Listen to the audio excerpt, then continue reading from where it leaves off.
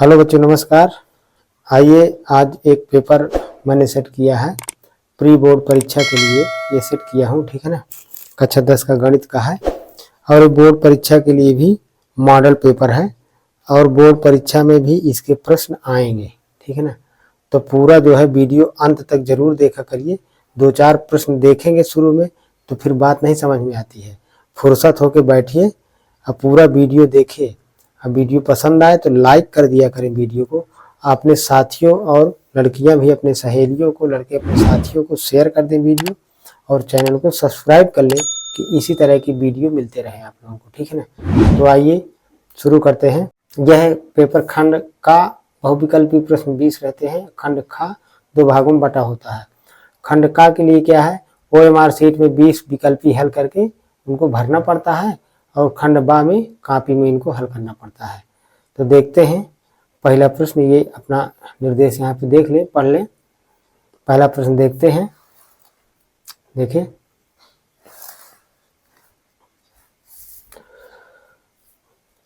यदि cos theta बराबर sin theta, zero अंश is less than or equal theta is less than or equal 90 degree है तो theta का मान होगा। ये 4 विकल्प दिए हुए हैं। तो इनमें से जो भी विकल्प होगा तो OMR शीट में उसको हमें काला करना है, ठीक है ना। तो पहला प्रश्न देखते हैं। cos theta equal sin theta लिखा हुआ है और थीटा का मान किसके किसके बीच है, 0 is less than or equal theta is less than or equal 90। कहने का मतलब थीटा का मान 0 से बड़ा है या तो 0 के बराबर है, परंतु थीटा का मान 90 से छोटा है या 90 के बराबर है, ये कह रहा है, ठीक है ना। तो साइन को या तो कास के अपान में ले आइए या तो कास को साइन के अपान में ले जाइए। साइन को लाएंगे तो कॉट बन जाएगा, कास को साइन के अपान में ले जाएंगे तो टैन बन जाएगा। टैन बना लीजिए, चलिए। तो यहाँ पर 1 हो जाएगा sine theta upon cos theta, और sine theta upon cos theta क्या होता है, टैन थीटा, ठीक है ना। ये इसको इधर रख लिए, एक को इधर। टैन के कितने अंश का मान है, 1/45 अंश का। त्रिकोणमिति की सारणी में देख लें, सारणी याद होनी चाहिए त्रिकोणमिति की सबको। तो ये टैन 45 का मान है, तो टैन से टैन हटा देंगे तो थीटा बराबर कितना हो जाएगा, 45 अंश। इस प्रकार से पहले प्रश्न का हमारा सा, अर्थात अगर अंग्रेजी में कहेंगे तो सी विकल्प सही है, ठीक है ना। ये इसका सही है। दूसरा है, यदि एक वृत्त का परिमाप और क्षेत्रफल संख्यात्मक रूप से समान है तो वृत्त की त्रिज्या है, पूछ रहा है, ठीक है ना। तो देखिए इसका ये आंसर हो गया, लिख दीजिए। इसको OMR में भरना पड़ेगा। तो दूसरा प्रश्न क्या है हमारा, वृत्त का परिमाप और क्षेत्रफल दोनों बराबर है। तो मान लेते हैं, माना वृत्त की त्रिज्या स्मॉल आर है। तो वृत्त का परिमाप का मतलब वृत्त की परिधि। प्रश्नानुसार अकॉर्डिंग टू क्वेश्चन ऐसा भी लिख सकते हो, अकॉर्डिंग टू क्वेश्चन मतलब प्रश्न के अनुसार, ऐसा। या प्रश्नानुसार हिंदी में लिखिए, ठीक है ना, कोई बात नहीं। तो वृत्त का परिमाप अर्थात वृत्त की परिधि, अब वृत्त का क्षेत्रफल पाई आर स्क्वायर दोनों क्या है, बराबर है। तो त्रिज्या पूछ रहा है, तो पाई से पाई को काटिए, आर से आर को काटिए, तो 2 किसके बराबर हो गए, आर के। या आर बराबर कितना, 2 मात्रक, अर्थात हमारी वृत्त की त्रिज्या है 2 मात्रक। मात्रक का मतलब सेंटीमीटर, मिलीमीटर, मीटर कुछ भी हो सकती है। तो ये आ विकल्प सही है इसका, ठीक है। अगला है, यदि 26 156 का लासा 156 है तो मासा का मान है। तो देखिए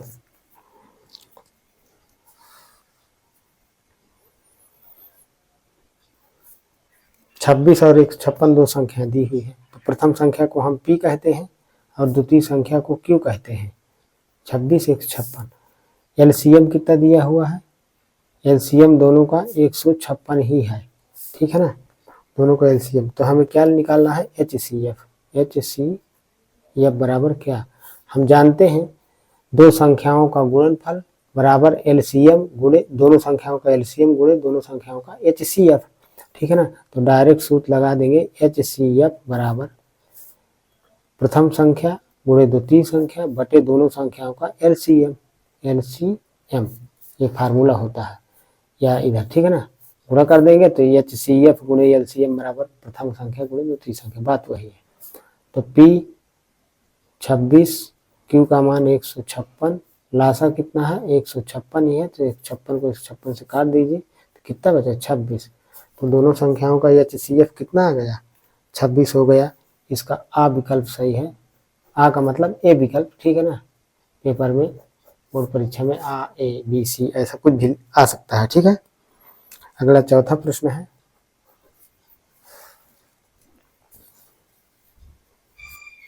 यदि cosec A बराबर sec A का मान 0 से बड़ा है या 0 के बराबर और 90 से छोटा है या 90 के बराबर, इस तरह तो कोण A का मान होगा। जैसा अभी पहला विकल्प मैंने बताया है उसी टाइप का ये भी है।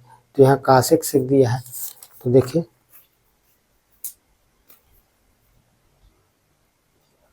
cosec A बराबर sec A। अच्छा, इसको बदलना हो तो साइन cos में बदल दीजिए। cosec का उल्टा 1 साइन A, sec का उल्टा 1 cos A। साइन को ऊपर ले जाइए यहाँ पे, तो ये तिर्रे गुणे में ऊपर चला जाएगा यहाँ पे, तो इधर बचेगा 1, तो 1 बराबर साइन A बटे cos A। सेम पहला ही प्रश्न है, साइन A बटे cos A बराबर क्या हो जाएगा tan A। अभी अभी ये पहला प्रश्न बताया हम, यहाँ थीटा था और उसमें A है, बस हो गया, इतना सा अंतर है। तो ये हो जाएगा tan A बराबर 1 tan के 45 अंश का मान होता है, तो tan 45, tan से tan हटाइए तो A, कोण A का मान कितना आ गया 45 45 अंश। तो इस तरह से चौथे का जो है हमारा सा विकल्प सही है। ये चौथे प्रश्न का सा विकल्प सही है, ठीक है ना। ये अगला पांचवा प्रश्न, अभी उत्तर लिख रहे हैं चौथे में, पांचवा प्रश्न भी पढ़ लेते हैं। यदि 1/x² + 5 बराबर 1/9 है तो x का मान होगा। तो ये इसका सा विकल्प सही है, आंसर हो गया। अगला पांचवा, 1/x² + 5 = 1/9। तो x का मान तिर्रे गुणा कर दीजिए तो क्या हो जाएगा, इसका x² धन 5 का 1 में गुणा हो जाएगा, 9 का गुणा 1 में हो जाएगा। तो x² धन 5 बराबर कितना 9। तो x² बराबर कितना हो जाएगा 9 ऋण 5, घटा देंगे, यहाँ बता दे रहा हूँ। तो x² बराबर घटाएंगे तो यहाँ पे 4 हो जाएगा, इसका वर्गमूल निकालेंगे तो x बराबर √4, और वर्गमूल हमेशा कहे में होता है प्लस माइनस में। तो x बराबर ±2। तो इस तरह से इसका आंसर कितना हो गया है,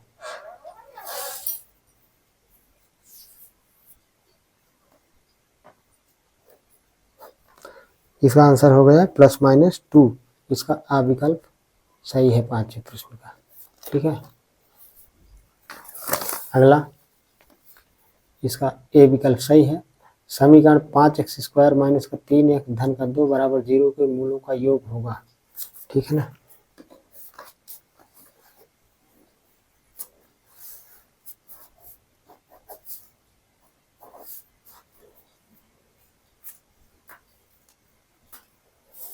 तो देखते हैं ये द्विघात समीकरण, द्विघात समीकरण कितना है, 5x² - 3x + 2 = 0 के मूलों का योग। तो इसका मानक समीकरण ax² + bx + c बराबर 0 से क्या कर देंगे, तुलना करने पर। तो a बराबर कितना है 5 और b बराबर कितना है -3 और c बराबर कितना है 2। अब कह रहा है मूलों का योग, तो मूलों का योग क्या होता है, अल्फा + बीटा बराबर कितना होता है मूलों का योग, सूत्र -b/a।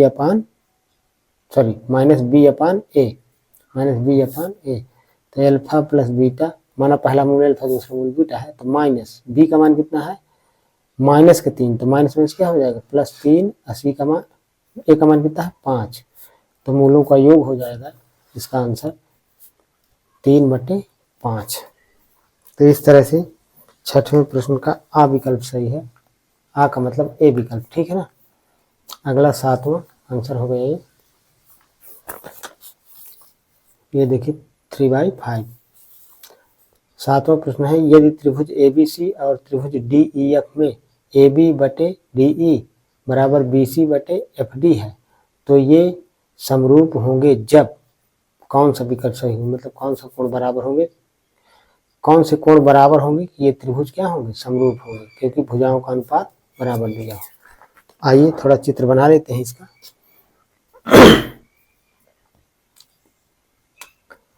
त्रिभुज ABC जैसा ये त्रिभुज जैसे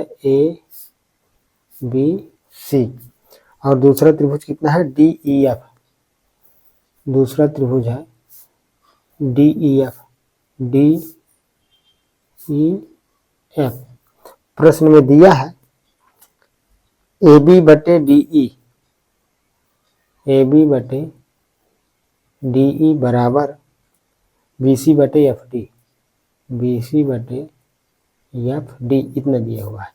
तो आइए यहाँ पर देखते हैं। देखिए AB ये वाली भुजा और DE कहाँ है, ये वाली भुजा, इन दोनों का अनुपात इतना बटे इतना ये दिया हुआ है।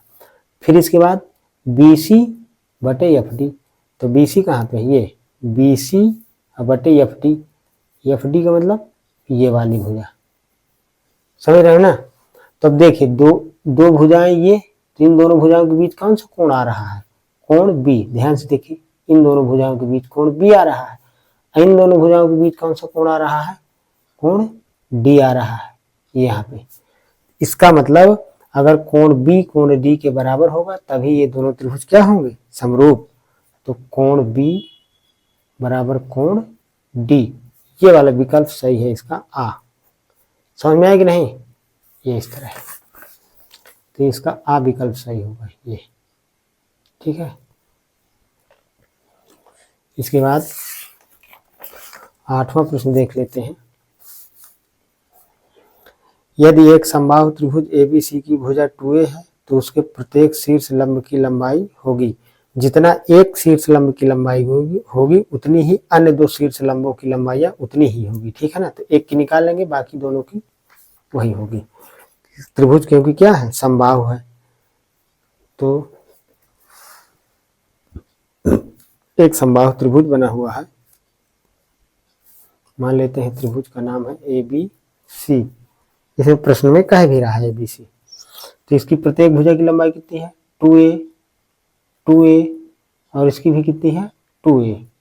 मान लीजिए शीर्ष A से सम्मुख भुजा BC पर लंब डालें यहाँ पे ऐसे इस तरह से, तो जब भी समबाहु त्रिभुज के किसी शीर्ष से किसी सम्मुख भुजा पर लंब डालते हैं तो उसकी वो भुजा जिस पर लंब डालते हैं समद्विभाजित होती है। कहने का मतलब जो है इसका नाम दे देते हैं जैसे D यहाँ पे, तो BD और CD आपस में बराबर होंगी। क्यों, क्योंकि ये त्रिभुज समबाहु है। अगर समबाहु नहीं होता तो फिर यह जरूरी नहीं होता कि BD और CD बराबर होते, वो तो फिर जैसे प्रश्न कहता है उसकी कंडीशन पर। तो पूरे BC की लंबाई 2A है तो BD की लंबाई कितनी होगी A और CD की भी कितनी होगी A। अब चूंकि यह लंब डाले हैं तो यहाँ 90 बनेगा, इधर भी 90 बनेगा, इधर भी 90 बनेगा, तो किसी एक तरफ का ले लेते हैं। तो हम त्रिभुज यहाँ 90 बन रहा है तो ADB समकोण त्रिभुज होगा, या त्रिभुज ADC दोनों समकोण होंगे, ये वाला भी ये वाला भी। तो एक समकोण त्रिभुज इधर का ले लेते हैं, पाइथागोरस प्रमेय लगा देते हैं, तो हमें भुजा BD पता है और ये 90 के सामने भुजा 2A पता है, तो कर्ण तो ये वाली लंब आ जाएगी, ठीक है ना। तो यहाँ पर त्रिभुज ABC में अगर यही प्रश्न 2 नंबर में आ जाता है तो लगाएंगे कैसे, ठीक है ना। विकल्प में आता है तो कोई बात नहीं, हम सीधे वो जो है सर्किल अपना काला करेंगे। त्रिभुज ABC में AD लंब, यहाँ लिख दीजिए समबाहु त्रिभुज, समबाहु त्रिभुज ABC में AD लंब है किस पर, BC भुजा पर, इसलिए क्या हो जाएगा BD बराबर CD बराबर A। यहाँ कोण तो अब हम ले लेते हैं, तो त्रिभुज ABC में पाइथागोरस प्रमेय लगा दीजिए, नहीं अब इसमें लगाएंगे इस वाले त्रिभुज में, त्रिभुज ADB में पाइथागोरस प्रमेय से, ठीक है ना। तो 90 के सामने भुजा ये कर्ण हो जाएगी, तो ए बी स्क्वायर बराबर A D square plus B D square. A B का मान कितना दिया हुआ है 2a, तो 2a का whole of square plus A D का ही मान निकालना है शीर्ष लंब का। बी डी का मान a है, तो a स्क्वायर 2 दूनी 4 a स्क्वायर, इस a स्क्वायर को इधर ले आई तो माइनस का a स्क्वायर बराबर ए डी स्क्वायर हो जाएगा। ए डी स्क्वायर इधर से अगर स्क्वायर हटाएंगे तो इधर क्या लग जाएगा अंडर रूट लग जाएगा। ए डी को इधर रख लीजिए, ए डी बराबर 4a में से एक a स्क्वायर घटाएंगे तो 3a स्क्वायर बचेगा, ठीक है ना। तो a स्क्वायर का वर्गमूल कितना हो जाएगा a, 3 का नहीं निकलेगा तो अंडर रूट 3 मात्रक। तो मतलब ये जो हमारा समबाहु त्रिभुज एबीसी है, तो इसके प्रत्येक शीर्ष लंब की लंबाई आ जाएगी a अंडर रूट 3 मात्रक। मात्रक तो ये कौन सा विकल्प सही हो जाएगा आ, चूंकि लंबाई है इसलिए मात्रक सेंटीमीटर मिलीमीटर मीटर कुछ भी हो सकता है, तो इसका ये विकल्प सही है, ठीक है ना। अगला बिंदुओं 5 0 और -12 0 के बीच की दूरी, तो बहुत सारे प्रश्न ऐसे ही सिंपल ही आएंगे बोर्ड परीक्षा में। कुछ देखे मैं पहले भी इसके पहले भी बनाया हूँ अपने BS एजुकेटर चैनल में मैथ की वीडियो अनसॉल्व के, ठीक है ना। तो बताया हूँ कि 70% प्रश्न जो है सरल आते हैं और 30% ही प्रश्न उसमें से थोड़ा सा हार्ड आते हैं, ठीक है ना। हार्ड का मतलब ये कि तुम्हारे कोर्स का ही आएगा और कहीं अलग से नहीं आ जाएगा, ठीक है। तो हमारा बिंदु क्या लिखे हुए हैं, बिंदु पहला बिंदु है 5 0 तथा दूसरा बिंदु हमारा कितना है इधर लिख लेते हैं, ठीक है ना। यहाँ पे बिंदु बी कितना है -12 0। तो पहले बिंदु को x1 y1 और दूसरे बिंदु को x2 y2 मान लीजिए। तो दो बिंदुओं की दूरी का सूत्र d बराबर x1 माइनस x2 का whole of square plus y1 minus y2 का होल ऑफ स्क्वायर। समझ रहे हो ना। x1 का मान कितना है 5 माइनस x2 का मान कितना है माइनस का 12, तो माइनस माइनस प्लस हो जाएगा, प्लस y1 का मान 0 y2 का मान 0, तो ये 0 माइनस 0 का होल ऑफ स्क्वायर। 12 में 5 जोड़िए 17, 17 का वर्ग कितना 289, 0 में 0 घटाएंगे 0, 0 का वर्ग 0 ही होता है, 289 में 0 जोड़ेंगे 289 आएगा, 289 का वर्गमूल कितना हो जाएगा 17 ही हो जाएगा, क्योंकि अभी यही था, ठीक है ना। तो 17 मात्रक। इस प्रकार इन दोनों बिंदुओं के बीच की दूरी क्या हो जाएगी 17 मात्रक हो जाएगी। तो इसका आ विकल्प सही हो गया, ठीक है ना, आंसर हो गया। अगला 10वां प्रश्न है, आंसर लिख लीजिए, हो गया मैंने लिख दिया आज का से यहाँ पे 17 मात्रक। बिंदुओं 0 4 0 0 और 3 0 वाले त्रिभुज का परिमाप है। परिमाप का मतलब इन तीनों बिंदुओं के बिंदु ए बी सी ऐसा लिख लो, और फिर तीनों भुजाओं की लंबाइयां निकाल लो, दो बिंदुओं के बीच की दूरी के सूत्र जो भी यहाँ सूत्र लगाए हैं, और तीनों भुजाओं को जोड़ दो तो त्रिभुज का परिमाप आ जाएगा। समझ रहे हो ना। तो देखिए जिसे इस टाइप का कुछ भी त्रिभुज बना हुआ है, लिख लेता हूँ निर्देशांक। जैसा पहला निर्देशांक कितना है 0 4 a का, यहाँ b लिख लेते हैं, b का कितना है 0 0 और c का कितना है 3 0, ऐसा लिख लेते हैं। तो ये इन दो बिंदुओं के बीच की दूरी सूत्र निकाल के AB की लंबाई निकाल लो, फिर BC की निकाल लो इन दो बिंदुओं से, फिर CA की निकाल लो इन दो बिंदुओं से, और तीनों को जोड़ दो तो त्रिभुज का परिमाप आ जाएगा। समझ रहे हो ना। तो देखिए तुरंत फटाफट करते हैं ना तो बहुत टाइम लग जाएगा इस तरह में, ठीक है ना। तो AB x1 y1 x2 y2, तो 0 माइनस 0 x1 माइनस x2 का whole of square plus 4 minus 0 का whole of square y1 minus y2 का होल ऑफ। तो ये तो पूरा 0 ही है, और 4 में 0 घटाएंगे 4 ही आएगा, और 4 का वर्ग कितना 4 चौको 16, अब फिर यहाँ 16 बस बचेगा पूरे में, तो 16 का वर्गमूल कितना 4, तो AB की लंबाई आ गई 4। इसी तरह इसका भी निकालेंगे BC का। तो BC का देखिए 0 में से 3 घटाएंगे, या 3 में 0 घटाएंगे तो 3 ही आएगा, और 3 का वर्ग कितना हो जाएगा 9, और 0 में 0 घटाएंगे कितना 0 ही आएगा, 9 में से 3 जोड़े 9 में से 0 जोड़ेंगे 3 9 आएगा, 9 का वर्गमूल फिर से 3 आ जाएगा, तो BC की लंबाई भी 3 आ जाएगी। इसी तरह देखिए यहाँ पे 3 में से 0 घटाएंगे x1 माइनस x2 का होल ऑफ स्क्वायर, तो इसका CA लिख लेते हैं, CA ये कर दिया मैंने, है ना, समझा दिया, समझ लीजिए। 3 में से 0 घटाएंगे x1 माइनस x2 का होल ऑफ स्क्वायर, तो 3 ही आएगा, 3 का वर्ग 9। इस तरह 0 में से 4 घटाएंगे तो -4 का वर्ग 16 या प्लस 4 का वर्ग 16, और 16 9 25, 25 का वर्गमूल कितना 5। तो ये मात्रक यहाँ लिख दीजिएगा। तो इस प्रकार से त्रिभुज ABC का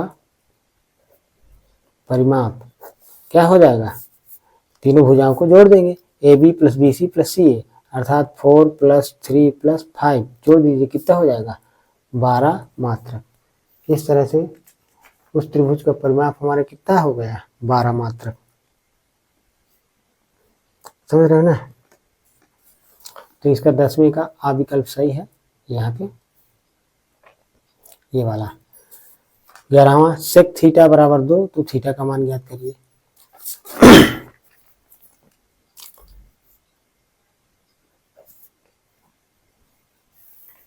11 नंबर का प्रश्न है, सेक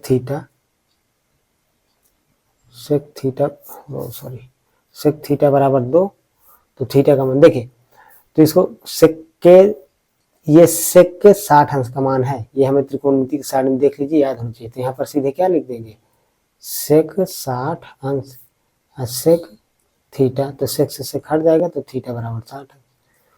बस हो गया, इसका आंसर हो गया। तो कौन सा विकल्प सही है, इसका बा विकल्प सही है 11वें का। अगला 12वां प्रश्न देखते हैं, ये 60वां विकल्प, ठीक है। यदि एक वृत्त का परिमाप वर्ग के परिमाप के बराबर है तो उनके क्षेत्रफलों का अनुपात ज्ञात करिए। यदि एक वृत्त का परिमाप वर्ग के परिमाप के बराबर है, मान लेते हैं, माना वृत्त की त्रिज्या स्मॉल आर तथा वर्ग की भुजा ए है, तब क्या कह रहा है, वृत्त का परिमाप वर्ग के परिमाप के बराबर है। प्रश्नानुसार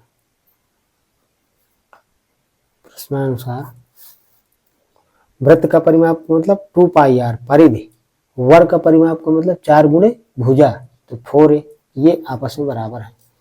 तो देखिए 2 से काट दीजिए इसको, 4 को 2 बटे में चला जाएगा, तो 2 दूनी 4, तो πr बराबर 2a, या a बराबर, जैसे a का मान निकाले तो 2 बटे में कर देते हैं, तो πr/2 बराबर a, या a बराबर कितना πr/2, ये हमने यहाँ पे निकाल लिया, ठीक है ना। अब निकालना क्या है, तो उनके क्षेत्रफलों का अनुपात, क्षेत्र वृत्त और वर्ग के क्षेत्रफलों का अनुपात, अतः वृत्त का क्षेत्रफल बटे वर्ग का क्षेत्रफल, तो वृत्त का क्षेत्रफल कितना πr स्क्वायर, और वर्ग का क्षेत्रफल कितना भुजा स्क्वायर, ये होता है। तो πr स्क्वायर, a का मान r के पदों में यहाँ पे आ गया है, a का मान πr/2, तो a की जगह πr/2 रख देते हैं, ठीक है ना। तो हो जाएगा πr/2 का होल ऑफ स्क्वायर, तो जिसे इसका होल ऑफ स्क्वायर करेंगे तो क्या हो जाएगा, πr स्क्वायर बटे पाई का वर्ग पाई स्क्वायर, आर का वर्ग आर स्क्वायर, 2 दूनी 2 का वर्ग कितना 4, 4 कहाँ चला जाएगा, 4 चला जाएगा उठ के ऊपर, तो आर स्क्वायर से आर स्क्वायर कर दीजिए, एक पाई से यहाँ से एक पाई कट जाएगा, तो कितना बचेगा 4/पाई, 4/पाई, एक पाई से पाई काट दिया, आर स्क्वायर से आर स्क्वायर काट दिया, तो 4/पाई बचेगा, तो 4/पाई का मतलब कितना 4:पाई, तो इसका आंसर हो जाएगा 4:पाई। कौन सा विकल्प सही है यहाँ पे, आ विकल्प सही है, ठीक है ना। अगला ये, इसका आ विकल्प यहाँ पर मैंने थोड़ा सा सुधारा है, गलत लिखा है, ठीक है, कोई बात नहीं। देखिए त्रिज्या 8 सेंटीमीटर वाले वृत्त के अंतर्गत खींचे जा सकने वाले वर्ग का क्षेत्रफल, त्रिज्या 8 सेंटीमीटर, 8 सेंटीमीटर त्रिज्या का एक वृत्त है, उसके अंदर खींचना है क्या वर्ग, और फिर उस वर्ग का क्षेत्रफल बताना है। तो देखिए एक वृत्त है जिसकी त्रिज्या कितनी है 8, इसका मान लीजिए केंद्र है, यहाँ पर एक वर्ग बना लेते हैं इसके अंदर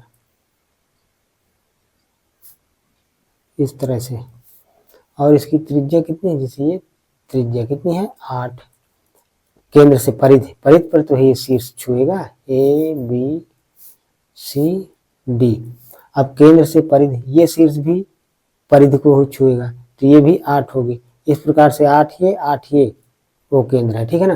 तो 8 कितना, तो ये बी से डी क्या हो गया, पूरा व्यास। तो त्रिज्या हमारी 8 सेंटीमीटर है, तो व्यास कितना हो जाएगा, व्यास हमारा हो जाएगा 16 सेंटीमीटर। हम देखते हैं कि वर्ग का प्रत्येक कोण 90 अंश होता है।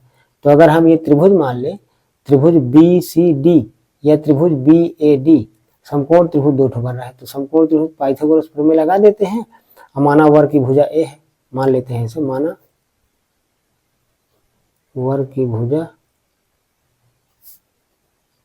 ए है, तो ये ए है, तो ये भी कितना होगा ए, ये भी ए होगी, ये भी ए होगी। तो समकोण त्रिभुज हमें ए निकालना है पहले, ठीक है ना।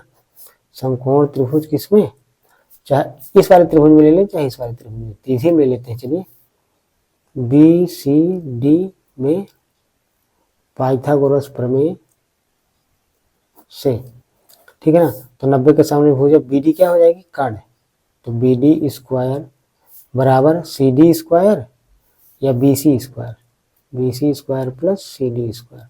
बी डी का मान कितना है, व्यास, बी डी पूरा व्यास है, इसका मान 16 है, तो 16 का वर्ग plus B C A square plus C D A square जुड़ के कितना हो जाएगा 2a स्क्वायर इधर लिख लेते हैं, प्लस 16 का वर्ग कितना 256। तो ए स्क्वायर बराबर कितना हो जाएगा 256 बटे 2, तो 2 से काट देंगे तो कितना हो जाएगा 128। तो ए स्क्वायर बराबर कितना हो गया 128 सेंटीमीटर स्क्वायर। ए क्या है, वर्ग की भुजा, और वर्ग का क्षेत्रफल क्या होता है भुजा स्क्वायर, तो भुजा स्क्वायर है। तो इस प्रकार से वर्ग का हमारा क्षेत्रफल ही आ गया भुजा स्क्वायर। ए स्क्वायर का मान आ गया 128 सेंटीमीटर, 128 सेंटीमीटर स्क्वायर। तो इस प्रकार से ये जो हमारा वर्ग बनेगा वृत्त के अंदर, तो उसका क्षेत्रफल कितना हो जाएगा 128 सेंटीमीटर स्क्वायर। अगला 14 नंबर का विकल्प है, तो इसका जो है बा विकल्प सही है। ऐसे एक ठोस अर्धगोले का कुल पृष्ठीय क्षेत्रफल होगा, तो ये देखिए ठोस है अर्धगोला है ऐसे, ठीक है ना, अर्धगोला है ऐसे इस तरह से, तो इसका पृष्ठीय क्षेत्रफल कितना होता है 2 पाई आर स्क्वायर। इसका ये ऊपर क्या है वृत्ताकार होगा, तो इसका कितना हो जाएगा पाई आर स्क्वायर, तो जोड़ देंगे तो 3 पाई आर स्क्वायर, ये सूत्र है लिखा हुआ है 3 पाई स्क्वायर, बा विकल्प सही हो जाएगा इसका। अगला 15 नंबर, एक लंबवृत्तीय बेलन का आधार का क्षेत्रफल 9 पाई है, तो इसके आधार का व्यास होगा, बेलन है इस तरह से, और जो है इसका ये आधार का क्षेत्रफल कितना है 9 पाई, तो ये किस तरह का है वृत्ताकार। तो माना बेलन की त्रिज्या r है, माना बेलन की त्रिज्या स्मॉल r है, ऐसा हम मान लेते हैं।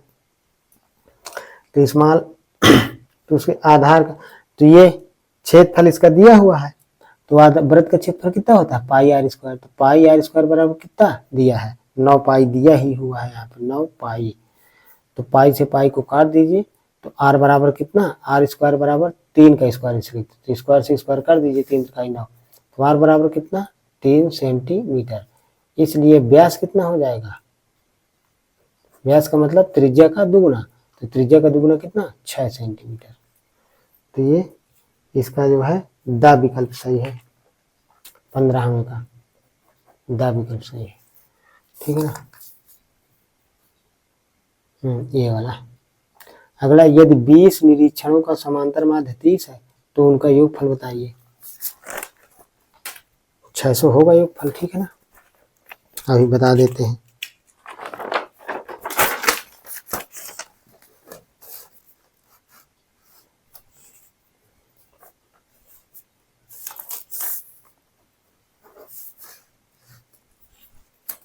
देखिए 20 निरीक्षण का मतलब जैसे माना x1 x2 dot dot x3 plus x20, इस तरह से 20 पद हैं, तो जब 20 पद हैं तो कितना करेंगे बटे 20 ही करेंगे। इनका समांतर माध्य कितना दिया हुआ है 30, यदि 20 निरीक्षणों का समांतर माध्य 30 है तो इनका योगफल पूछ रहा है, तो इसका कर दीजिए 3 गुणा, तो 20 में 30 का गुणा करेंगे कितना, तो 2 तिहाई 6 और 2 जीरो लगा दीजिए। इस प्रकार इन 20 पदों का योगफल कितना होगा 600, तो इसका आंसर हो गया 600।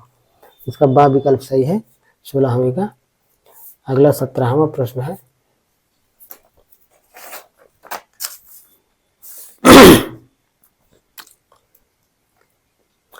2 3, ये वाला सही है इसका, 2 3 7 2 7 5 3 7 का बहुलक है।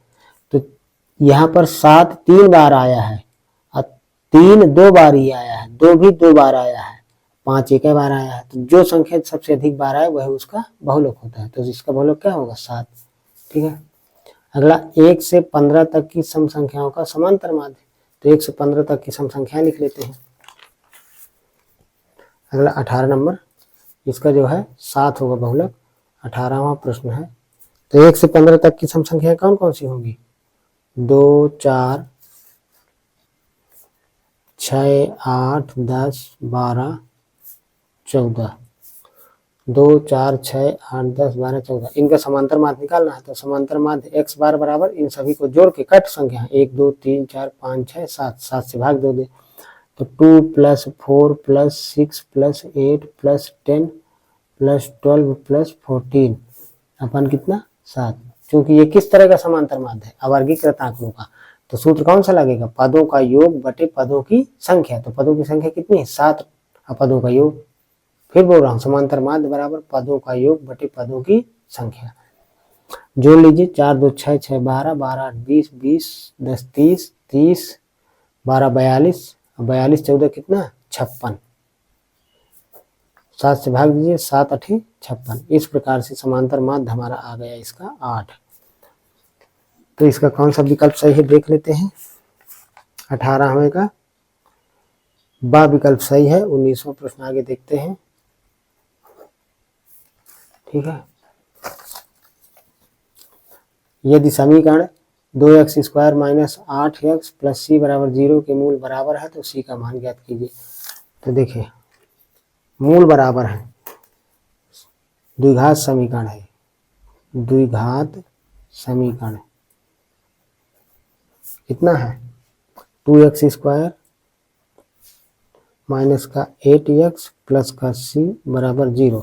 तो इसकी किससे तुलना करेंगे? ax² + bx + c = 0 से तुलना करेंगे। तो चूंकि यहाँ पर सवाल में ही c लिखा हुआ है, अतः हम स्टैंडर्ड समीकरण को a b c कैपिटल लिख देंगे। ax² + bx + कैपिटल c = 0 से तुलना करने पर ये भाषा लिख लेंगे। तो a बराबर कितना? 2, कैपिटल b बराबर कितना है? -8, कैपिटल c बराबर कितना है? Small c। अब इस समीकरण के मूल बराबर है। चूंकि द्विघात समीकरण, भाषा बोल रहा हूँ, यहाँ पे लिखना है, चूंकि द्विघात समीकरण 1 नंबर डाल दीजिए। द्विघात समीकरण 1 के मूल बराबर है, इसलिए विविक्त कर b² - 4ac = 0 होगा। तो b का मान कितना है? -8, तो -8 का स्क्वायर -4, a का मान 2 है, अगुणे कैपिटल C का मान कितना है? Small c। तो c का मान 8 × 64, 4 दूनी 8, c उठा के उधर ले जाइए तो 8c प्लस का हो गया। 8 गुणे में है c के, तो कहाँ है? 64 के बटे में। तो 8 से 64 को काटेंगे तो 8 × 64। तो इस प्रकार से c का मान कितना आ गया? 8। इस तरह से 19वें प्रश्न का भी बा विकल्प सही है। अगला 20वां प्रश्न, समीकरण y = 0 तथा y = -7 के युग्म के हल हैं। तो देख लीजिए इसके युग्म के हल क्या। मान लीजिए कि ये x अक्ष है, ठीक है ना। तो ये क्या है? y अक्ष। ये चित्र से ही इसको समझ सकते हैं, ठीक है ना। इधर -x होगा, इधर -y अक्ष। तो y = 0, y = 0 का मतलब x अक्ष ही y = 0 होता है। तो y = 0 का रेखा कौन सी हो गई? x अक्ष यही हो गया। x अक्ष पर y का मान 0 होता है और y अक्ष पर x का मान 0 होता है। और दूसरा समीकरण क्या है? y = -7। तो -1 -2 -3 4 5 6 7 -7 यहाँ पे। तो एक रेखा ये हो जाएगी y = -7 की, y = -7। अब बताइए, x अक्ष और ये रेखा कहीं मिलेंगी? कहीं नहीं मिलेंगी। और जब रेखाएं आपस में मिलती हैं, जहां पर प्रतिच्छेद करें वही उसका हल होता है, वही हल बिंदु होता है, ठीक है ना। तो ये कहीं नहीं मिलेंगी, इसका मतलब इसका कोई हल नहीं होगा। समझ में आ गई बात कि नहीं? इसका जो है कोई हल इन दोनों समीकरणों का नहीं होगा। अब आइए अगला जो है खंड बा, खंड बा। तो देखें, खंड बा में यूक्लिड एल्गोरिथम के प्रयोग से 272 तथा 1032 का महत्तम समापवर्तक ज्ञात कीजिए। महत्तम समापवर्तक का मतलब मासा ज्ञात करना है, ठीक है ना। तो वैसे यूक्लिड विभाजन प्रमेय का कोर्स में शायद है नहीं बोर्ड परीक्षा में, लेकिन फिर भी मैं बता दे रहा हूँ क्योंकि प्री बोर्ड में क्वेश्चन आया है तो आ सकता है, कुछ कहा नहीं जा सकता है, ठीक है ना। तो देखिए जो संख्या इसमें तो किसका 272 और कितना है 1032।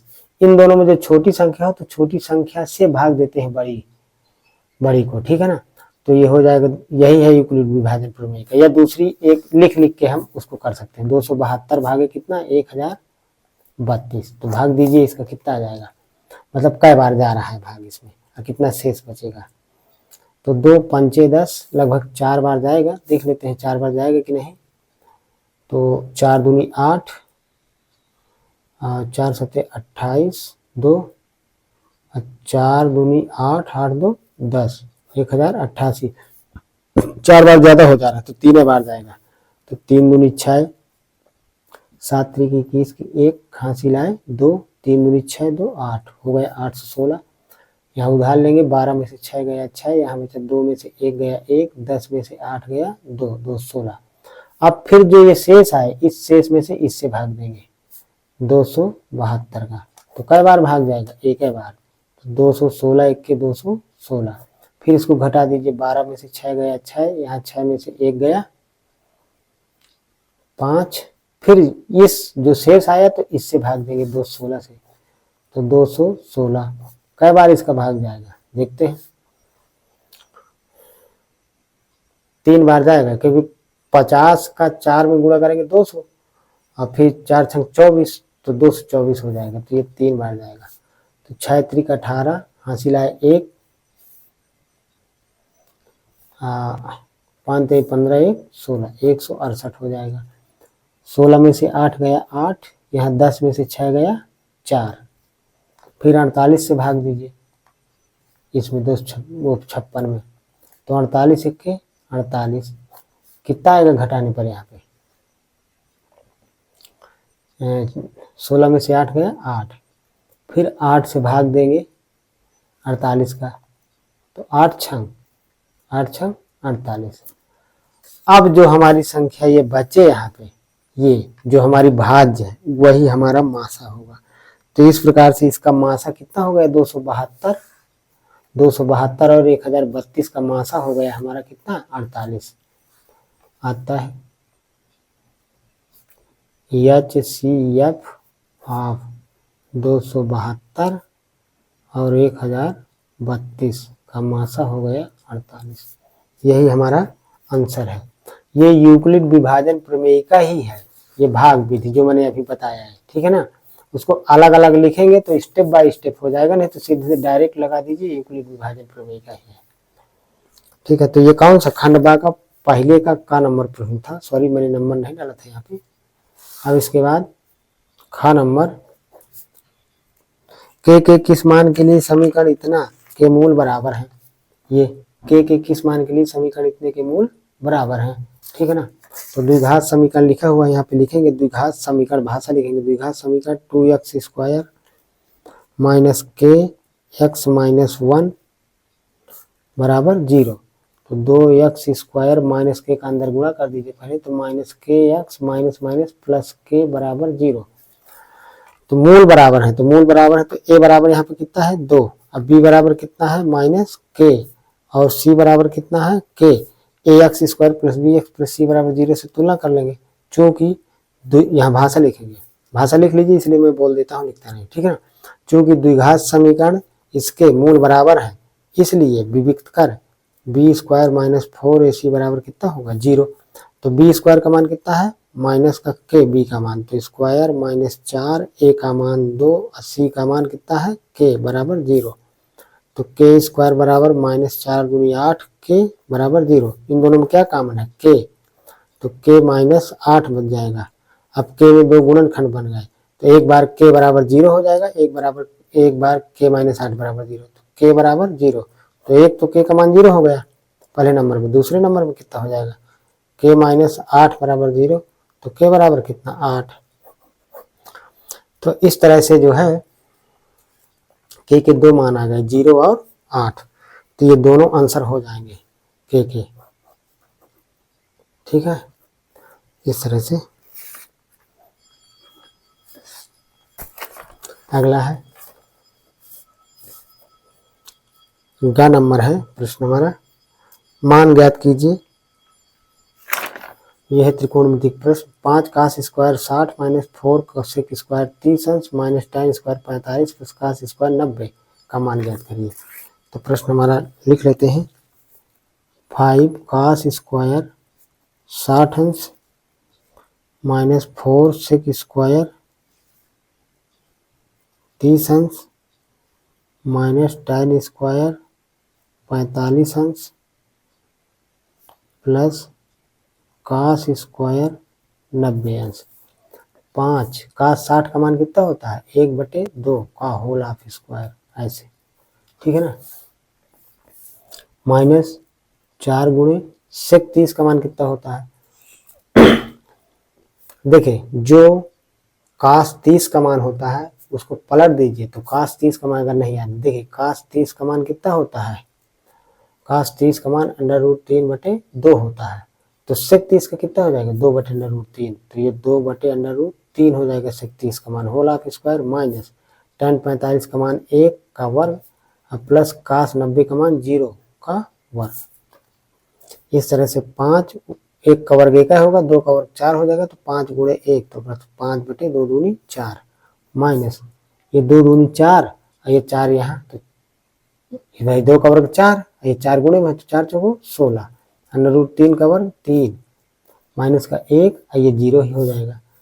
अब इसमें लघुत्तम ले लीजिए 4 3 का, तो 4 3 12, इससे भाग देंगे 3 आएगा, 3 का 5 में गुणा करेंगे 15 माइनस 3 से भाग देंगे 4 आएगा, 4 का 16 में गुणा करेंगे तो 64 हो जाएगा, माइनस इसका गुणा कर देंगे 12। तो ये प्लस का, ये दोनों माइनस के हैं तो माइनस माइनस जुड़ जाएंगे, अब प्लस का बाद में घटा देंगे, या तो ऐसा करिए अभिन्न घटा दीजिए। 15 में से 12 घटाएंगे कितना, प्लस का 3 बचेगा, है ना, प्लस का 3 ना बचेगा, अब फिर 3 में से 64 घटा दीजिए तो माइनस का कितना 61/12। इस प्रकार से ये आंसर हो गया -61/12। ठीक है,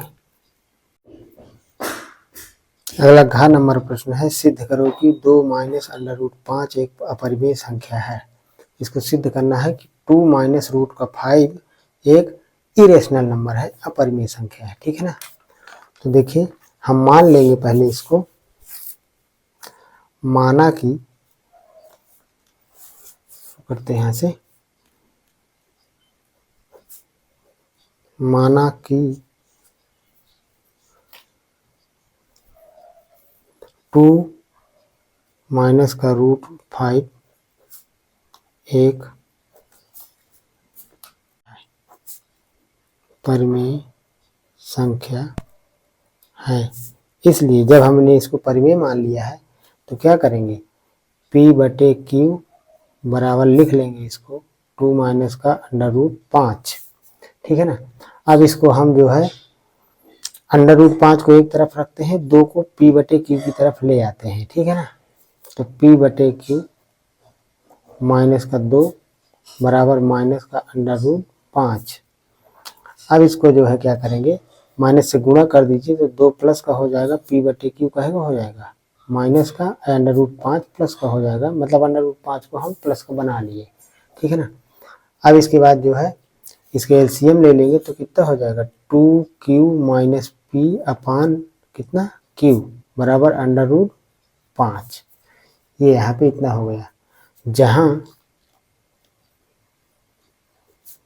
P, Q तथा 2, P ये Q और ये 2 क्या है, पूर्णांक है, पूर्णांक है। हम इसको समीकरण 1 मान लेते हैं। समीकरण 1 से √5 भी एक क्या हो जाएगी, एक क्या हो जाएगी परिमेय संख्या, परिमेय संख्या हो जाएगी। क्यों परिमेय संख्या हो जाएगी, क्योंकि 2q माइनस पी बटे क्यू, तो ये पूरा p मान लीजिए, इसको q, तो p बटे q के रूप की है ये संख्या, जो कि परिमेय संख्या है, q 0 नहीं है, तो इसके बराबर है चूंकि √5, तो √5 भी क्या हो जाएगा, परिमेय संख्या होनी चाहिए, परिमेय संख्या होगी नहीं, होनी चाहिए, यहाँ भाषा लिखना चाहिए, होनी चाहिए। परंतु हम एक संख्या जो अंडर रूट में रहती है जिसमें प्लस माइनस नहीं रहता है, हम कई सवालों में सिद्ध कर चुके हैं कि जो जिस √5, √2, √3 है, सब क्या है, अपरिमेय संख्या है। परंतु इस तथ्य का क्या है, विरोधाभास के कारण, परंतु इस तथ्य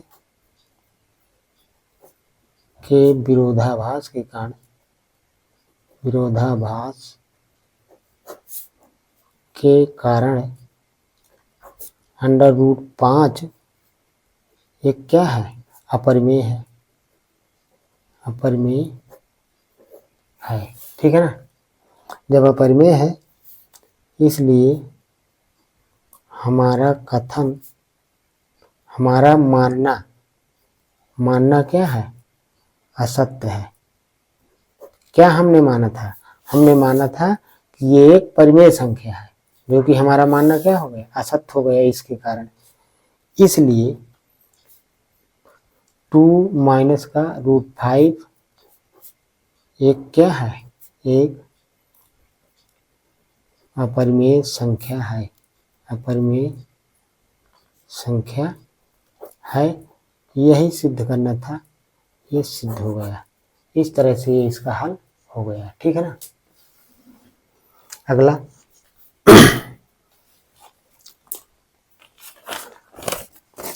अगला जो है अंगा नंबर का प्रश्न है, उस त्रिभुज का क्षेत्रफल ज्ञात करो जिसके शीर्ष 0 0 2 0 और 0 3 हैं। तो त्रिभुज के शीर्ष दिए हुए हैं, त्रिभुज के शीर्ष P 0 0 Q 2 0 तथा R कितना दिया हुआ है, 0 3। पहले बिंदु को मान लेंगे x1 y1, दूसरे को x2 y2 और तीसरे को x3 y3। अब हम जानते हैं त्रिभुज का, अगर हमें त्रिभुज के तीनों शीर्षों के निर्देशांक पता हो तो हम त्रिभुज का जो है क्षेत्रफल का सूत्र जानते हैं। तो त्रिभुज का क्षेत्रफल ऐसे व्यक्त करते हैं, 1/2 x1 कोष्टक में क्या हो जाएगा, y2 minus y3 plus x2 y3 minus y1 plus x3 y1 minus y2। अब हम इस सूत्र में जो है सारे मान उठा के रख देंगे। तो x1 का मान कितना है, 0, y2 का मान कितना है, 0, माइनस y3 का मान है हमारा 3, प्लस x2 का मान हमारा कितना है, 2, y3 का मान है 3, माइनस y1 का मान कितना, ये y1 का मान कितना है, 0, प्लस x3 का मान कितना है हमारा, 0। अब फिर ये x3 का मान 0 है, y1 का मान 0, माइनस y2 का मान कितना है, 0। ये इस तरह से, तो 1/2, चूंकि ये 0 बाहर लिखा हुआ है गुणे में, इसलिए 0 में से 3 घटाएंगे तो -3, और -3 में 0 गुणा करेंगे तो पूरा हो जाएगा 0। इस प्रकार ये भी क्या हो जाएगा, 0, ठीक है ना। अब ये 3 में से 0 घटाएंगे तो कितना आएगा, 3, 3 का 2 में गुणा करेंगे तो कितना आ जाएगा, 6 आएगा, 3 दूनी 6। तो इस प्रकार से इसको जोड़ेंगे तो 6 आएगा, तो 6/2, 6/2, 2 से 6 को काट दीजिए, 2 3 6। तो त्रिभुज का क्षेत्रफल हो गया 3 वर्ग इकाई, वर्ग इकाई। इस तरह से इस प्रश्न का ये आंसर हो गया। ये अगला प्रश्न है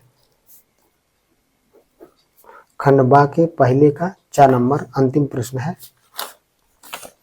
कह रहा है दो संपूरक कोणों में बड़ा कोण, संपूरक कोण का मतलब यदि दो कोणों का योगफल 180 अंश हो रहा हो तो वो दोनों कोण एक दूसरे के संपूरक कहलाते हैं। तो दो संपूरक कोणों में बड़ा कोण छोटे कोण से 36 अंश कितना है, अधिक है, कोण ज्ञात कीजिए। तो हम मान लेंगे, माना छोटा कोण x अंश है, इसलिए बड़ा कोण कितना हो जाएगा, बड़ा क्या है,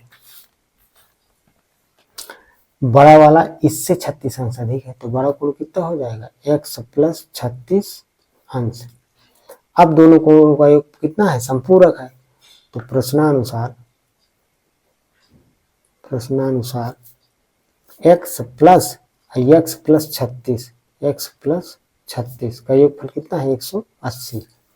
तो x जोड़ देंगे तो 2x हो जाएगा बराबर 180। 36 इधर ले आएंगे दाहिनी तरफ तो माइनस का 36 हो जाएगा। 10 में से 6 गया 4, 7 में से 3 गया 4, तो 144। 2 गुणे में है x के तो बटे में हो जाएगा। इस प्रकार से 2 से काट दीजिए 144 को, तो 2 सत्ते 14, 2 दूनी 4, तो 72 अंश आ गया। कौन सा, छोटा कोण। अब बड़ा कोण कितना माने थे हमने, बड़ा कोण लिख देते हैं बड़ा कोण। तो बड़ा कोण था हमारा x प्लस 36, तो x का मान 72, तो 72 प्लस 36, तो ये कितना हो जाएगा 108 अंश। इस प्रकार से बड़े और छोटे दोनों कोणों का मान आ गया। तो छोटा कोण 72 अंश, बड़ा कोण 108 अंश। तो ये हमारा आंसर हो जाएगा 72 अंश और 108 अंश, इस तरह से, ठीक है ना। अगला दूसरे का नंबर, ठीक है। तो दूसरे का नंबर हमारा प्रश्न है, चित्र में, नहीं ये का नंबर, सॉरी ये है का नंबर हमारा। निम्नलिखित में से किन्हीं 5 खंडों को हल करना है। दूसरे प्रश्न में 6 प्रश्न रहते हैं, अब ये 4-4 नंबर के प्रत्येक प्रश्न है, ठीक है ना। ये खंड खा के पहले प्रश्न ये 2-2 नंबर के थे, तो 5 हल करना है। तो का नंबर देखते हैं, तो 5 में हम सभी हल करेंगे यहाँ पे, लेकिन एग्जाम में तुम्हें 5 ही करना है दूसरे प्रश्न के खंड बाकी। निम्न बारंबारता सारणी का माध्य ज्ञात करिए। समांतर माध्य ज्ञात करना है, वर्ग अंतराल दिया हुआ है, बारंबारता दी हुई है, तो वर्ग अंतराल से हम पद निकाल लेंगे x का मान। ये बारंबारता f दिया है, तो f हमें x संगत बारंबारताओं का संगत पदों से गुणा कर देंगे, सूत्र लगा देंगे x बार बराबर सिग्मा fx बटे सिग्मा f का। तो देखते चलते हैं सवाल को देखते हैं। तो यहाँ से जो है क्या दिया है, वर्ग अंतराल, हम पद निकाल लेंगे यहीं पर x का मान, और ये बारंबारता दी हुई है हमारी, ठीक है। फिर हम इस तरह से टेबल बना लेते हैं, और f गुणे x फिर बाद में अभी निकाल लेंगे।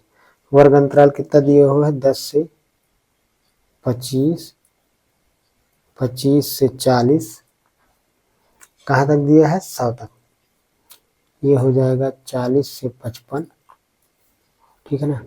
अब 55 से 70, 70 से 85, 85 से 100। अब दोनों को इनको जोड़ के आधा कर देंगे तो पद x आ जाएगा हमारा। तो 25 10 35, 35 का आधा कितना 17.5, 40 और 25 कितना 65, और 65 का आधा कितना 32.5। इन दोनों में कितने का अंतर है उतना इसमें जोड़ते चले जाना है। देखिए 32 17, 12 में से 7 गया 5, 15 का अंतर है, तो 15 जोड़ दीजिए इसमें। 32.5 में 15 जोड़ेंगे तो कितना 47.5, सही है ना। फिर इसमें 15 जोड़ दीजिए, दोनों को आधा करेंगे, जोड़ के आधा करेंगे, यही आएगा। 15 जोड़ेंगे तो कितना हो जाएगा 62.5, सही है। 47 5 52 10 62, हाँ सही है। फिर 15 इसमें जोड़ेंगे तो कितना हो जाएगा 77.5, इसमें 15 जोड़ेंगे तो कितना हो जाएगा 92.5। ये अब हम बारंबारता f लिख लेते हैं, कितना है 2 3 7, 2 3 7 6 8 4, 6 8 और 4। एक विधि तो ये है कि सीधे डायरेक्ट f का x में गुणा कर दीजिए, जोड़ दीजिए, या तो एक विधि लघु विधि भी है, मतलब हम इसमें से किसी को a मान लें, मानक विचलन, वो विचलन मान लें, ठीक है ना। और फिर इसको घटा दे, जिसे इसको मान ले विचलन और घटा दे इसको, तो क्या आ जाएगा हमारा, फिर आ जाएगा वो हमारा डी, एफ गुणे डी निकाल लेंगे। तो निकाल लें क्या, देखिए यहाँ पर निकाले दे रहा हूँ, चलिए लघु विधि से लगा देते हैं, ठीक है ना। तो हम यहाँ पर डी निकाल लेते हैं, तो डी बराबर कितना, एक्स आई माइनस ए, ये ऐसे, ठीक है ना। तो इनमें से 47.5 को बीच वाली संख्या को मानते हैं लगभग, तो 47.5 को हम मान लेते हैं ए, यहाँ पर लिख लेते हैं, ठीक है ना। माना ए बराबर, जिसको विचलन कहते हैं, 47.5, ये ए मान लेंगे। अब एक्स आई में से इसको घटाना है, तो ये सब एक्स आई है, तो 17.5 में से 47.5 घटाएंगे तो कितना हो जाएगा हमारा, माइनस का 30। फिर 32.5 में 47.5 घटाएंगे तो कितना हो जाएगा, माइनस का 15, ठीक है ना। फिर 47.5 में 47.5 ही घटाएंगे तो कितना, 0। अब ये 65.5 में इसको घटाएंगे तो कितना हो जाएगा, प्लस का 15, ये हो जाएगा प्लस का 30, ये हो जाएगा प्लस का 45। अभी हमारा डी आ गया, तो हमें एफ गुणे डी निकाल लेते हैं। क्या निकाल लें, एफ गुणे डी। तो एफ ये है और ये डी है, तो -30 का 2 में गुणा करेंगे तो कितना, माइनस का 60, 15 3 माइनस का 45, 0 में 7 का करेंगे 0, 15 छक्का 90, और 30 में 8 त्रिक 24, 240, अब 45 का 4 में गुणा करेंगे तो 180। माइनस माइनस का जोड़ लें, प्लस प्लस का जोड़ लें, और फिर यहाँ पर निकाल लेते हैं सिग्मा एफ गुणे डी। तो ये कितना हो जाएगा, माइनस माइनस का -105, और ये कितना हो जाएगा, 0, 8 4 12, 12 9 21 की 1 हासिल आए 2, 2 1 3 2 5, 510, 510 में से 105 घटाएंगे तो कितना, 405, ये 405 हो जाएगा, ठीक है ना। अभी हमारा 405 आ गया, यहाँ पर एच भी लिख लेते हैं। एच कितना है इसका अंतर, एच बराबर है हमारा 15, ठीक है।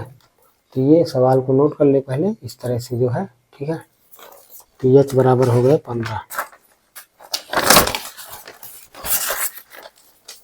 तो हम समांतर माध्य का सूत्र लगा देते हैं, एक्स बार बराबर ए प्लस सिग्मा एफ गुणे डी बटे सिग्मा एफ, ये यही सूत्र होता है। तो मुझे लगता है एच का भी गुणा होता है। तो ए का मान कितना माने हैं हम, ए का मान माने हम 47.5, 47.5 प्लस इसका मान कितना आया हमारा 405, 405 बटे सिग्मा एफ, बारंबारताओं का योग कितना हो जाएगा, 7 3 10 2 12, 12 6 18, 18 8 26, 26 4 30 गुणे एच। मुझे लगता है एच नहीं होता है, ठीक है ना। देख लीजिएगा सूत्र में, अगर एच होता हो तो गुणा कर दीजिएगा इसमें, ठीक है।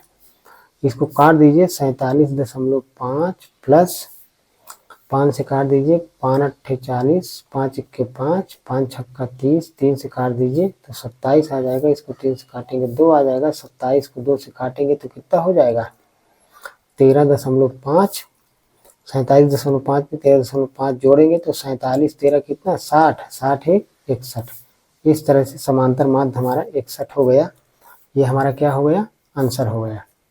अगर h यहाँ फार्मूले में होता हो तो बुक में देख लीजिएगा, थोड़ा मुझे याद नहीं आ रहा, तो यहाँ h का गुणा कर दीजिएगा, 13.5 में h का यहाँ गुणा कर दीजिएगा, अब फिर बाद में इसको इसमें जोड़ लीजिएगा, ठीक है ना।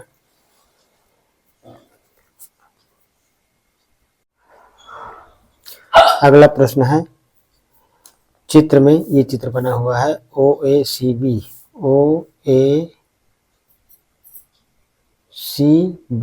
ये चित्र जो है, केंद्र O 3.5 सेंटीमीटर त्रिज्या वाले एक वृत्त का चतुर्थांश है। वृत्त का चतुर्थांश है तो यहाँ पर कितने का कोण बनेगा, 90 अंश का। यही से चित्र बना ले, ठीक है ना। चित्र अलग से मैं कॉपी में नहीं बनाऊंगा। तो यहाँ 90 का कोण बनेगा, ठीक है। थीटा बराबर 90।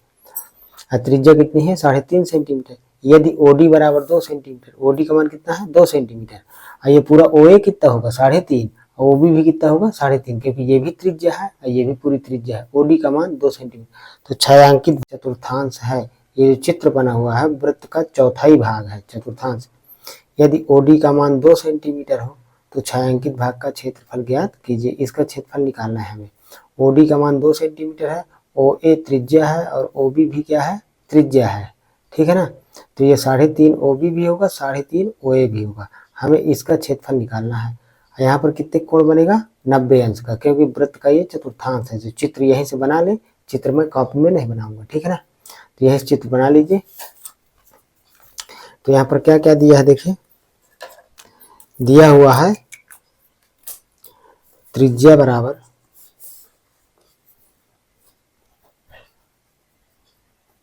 त्रिज्या ओ ए बराबर ओ बी बराबर आर भी लिख सकते हैं त्रिज्या का 3.5 सेंटीमीटर, और ओडी का मान कितना दिया हुआ है 2 सेंटीमीटर दिया हुआ है, ठीक है ना। और जो है तो इस प्रकार से हम, और थीटा बराबर क्या दिया हुआ है यहाँ पे, थीटा बराबर दिया हुआ है 90 अंश। तो हमें छायांकित भाग का क्षेत्रफल निकालना है। तो ओ बी डी क्या बन रहा है, एक समकोण त्रिभुज बन रहा है। ओ बी डी समकोण त्रिभुज बन रहा है। तो हम क्या करें, इस पूरे वृत्त खंड का हम क्षेत्रफल निकाल लें, सॉरी त्रिज्य खंड का क्षेत्रफल निकाल लें। और त्रिज्य खंड का क्षेत्रफल निकालने के बाद फिर समकोण त्रिभुज का क्षेत्रफल निकाल के पूरे त्रिज्य खंड के क्षेत्रफल में इस त्रिभुज के क्षेत्रफल घटा देंगे तो छायांकित भाग का क्षेत्रफल आ जाएगा, ठीक है ना। तो ये हमें त्रिज्या पता है 3.5, तो ये हो गया आधार, और ये हमें ओडी कितना पता है 2 सेंटीमीटर, तो ये हो गई लंब। तो समकोण त्रिभुज के क्षेत्रफल निकाल लेंगे यहाँ से 1/2 आधार गुणे लंब से, और इसका क्षेत्रफल ये जो त्रिज्य खंड है θ/360 पाई आर स्क्वायर से, ठीक है ना। तो हम सीधे डायरेक्ट लिखते हैं, आता है छायांकित भाग का क्षेत्रफल,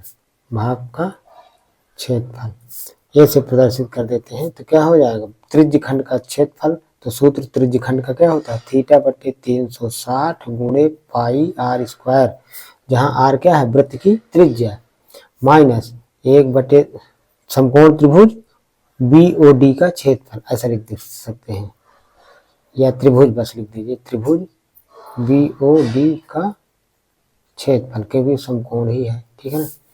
तो थीटा का मान कितना है 90/360 गुणे पाई का मान 22/7 गुणे आर का मान 3.5 का होल ऑफ स्क्वायर हो जाएगा, ठीक है ना। माइनस यहाँ से आगे लिख देते हैं त्रिभुज का क्षेत्रफल 1/2 आधार ओबी का मतलब त्रिज्या, तो कितना है 3.5 गुणे लंब ओडी का मान कितना है 2 सेंटीमीटर, ठीक है ना। यहाँ पे ये इस तरह से, ठीक है। तो ये 90 से काट दीजिए, 0 से 0 काट दीजिए, 9 के 9, 9 चौको 36, तो ये हो जाएगा 1/4 22/7 गुणे 3.5 गुणे 3.5 होल ऑफ स्क्वायर है, तो 2 बार हो जाएगा, 7×5 = 35, तो 1 अंक बाद दशमलव इससे कट गया, ठीक है ना। इसके बाद जो है 22 का 5 में हम गुणा कर देते हैं, तो 22×5 = 110, 22×5 = 110, तो 110 ये ऐसे लिखेंगे 110 और 1 अंक बाद दशमलव, तो ये हो जाएगा 11/4, ऐसे 3.5 यहाँ पर बचा हुआ है, माइनस 2 से 2 को काट, पहला पद हो गया, ये दूसरा पद, पहले दूसरे पद में दोनों में 3.5 कॉमन है, तो ले लीजिए, तो यहाँ बचेगा 11/4 ऋण का 1, तो ये हो जाएगा यहाँ पे 3.5, 4 का यहाँ डायरेक्ट गुणा हो जाएगा, एलसीएम 4 ही हो जाएगा, तो हो जाएगा 11 - 4/4, ये हो जाएगा 11 में से 4 घटा दीजिए, 3.5 इंटू 11 में से 4 गया 7/4, 3.5 का 7 में गुणा कर देते हैं, तो कितना हो जाएगा 7×35 की 5, आगे यहाँ लिख देते हैं 7×35 की 5, हासिल आए 3, 7 × 3 = 21, 21 × 3 = 24, तो 24.5 हो गया बटे 4, इसको 4 से काट दीजिए, 4 × 6 = 24, दशमलव लगा दीजिए। अब फिर 5 से काटेंगे, 4 से काटेंगे 5 को, तो 4 एक के 4, 5 में से 4 गया 1, दशमलव लगा ही, 0 बढ़ा दीजिए तो जी 10 बन गया। 4 दूनी 8, 10 में से 8 गया 2, 0 बढ़ा दीजिए, दशमलव लगा है तो 4 पंचे 20। तो इस तरह से हमारा इसको यहाँ से काट दिया तो आ गया 6.125 सेंटीमीटर स्क्वायर। तो छायांकित मंजिले भवन के शिखर से 10 मीटर ऊंचे स्तंभ के शिखर और तल के अवनमन कोण क्रमशः 30 अंश और 45 अंश। बहुमंजिले भवन की ऊंचाई तथा स्तंभ और भवन के बीच की दूरी ज्ञात करो। यहाँ पर प्रश्न हल किया गया है। माना ए बी कोई बहुमंजिला भवन है, ठीक है, और सी डी स्तंभ है। तो इस रेखा को, और ये सी ए क्या है, सी से ए बहुमंजिला भवन और स्तंभ के बीच की दूरी है। तो माना ये दूरी x मीटर है और माना बहुमंजिला भवन की ऊंचाई h मीटर है, ये हमने मान लिया h मीटर, ठीक है ना। अब स्तंभ की ऊंचाई कितनी दी है, 10 मीटर, तो सी डी 10 है तो ए ई भी 10 हो जाएगा। हम बिंदु डी से एक रेखा खींचेंगे जो ए बी पर बिंदु ए बी रेखा को बिंदु ए पर काट रही है। तो इस तरह से ए ई डी सी एक हो गया आयत। तो जब आयत हो गया तो सी डी और ए ई बराबर होंगे। ये 10 है तो ए ई भी कितना होगा, 10 मीटर होगा। तो ये पूरा हमने यच माना है, तो यच में से इतना निकाल दीजिए 10, तो बी ई की ऊंचाई कितनी हो जाएगी, h minus 10 metre, h minus 10 metre हो जाएगा, ठीक है ना। अब इसके बाद हमें तो क्या निकालना है, बहुमंजिले भवन की ऊंचाई और बहुमंजिले भवन तथा स्तंभ के बीच की दूरी। तो हम यहाँ पर जो है समकोण त्रिभुज बी ए सी, अच्छा यहाँ पे अवनमन कोण कितना बन रहा है, 30 अंश। ये तो इस रेखा को इसके समांतर ए सी के खींचेंगे, ठीक है ना। तो यहाँ पर ये 30 है और ये डी को ई से मिलाया है, तो ये भी कितना होगा, इस रेखा के ये समांतर है, इसके ये समांतर हो जाएगी। तो ये यहाँ का 30 है तो ये भी 30 होगा, और यहाँ ये 45 है अवनमन कोण, तो ये कितना हो जाएगा, 45।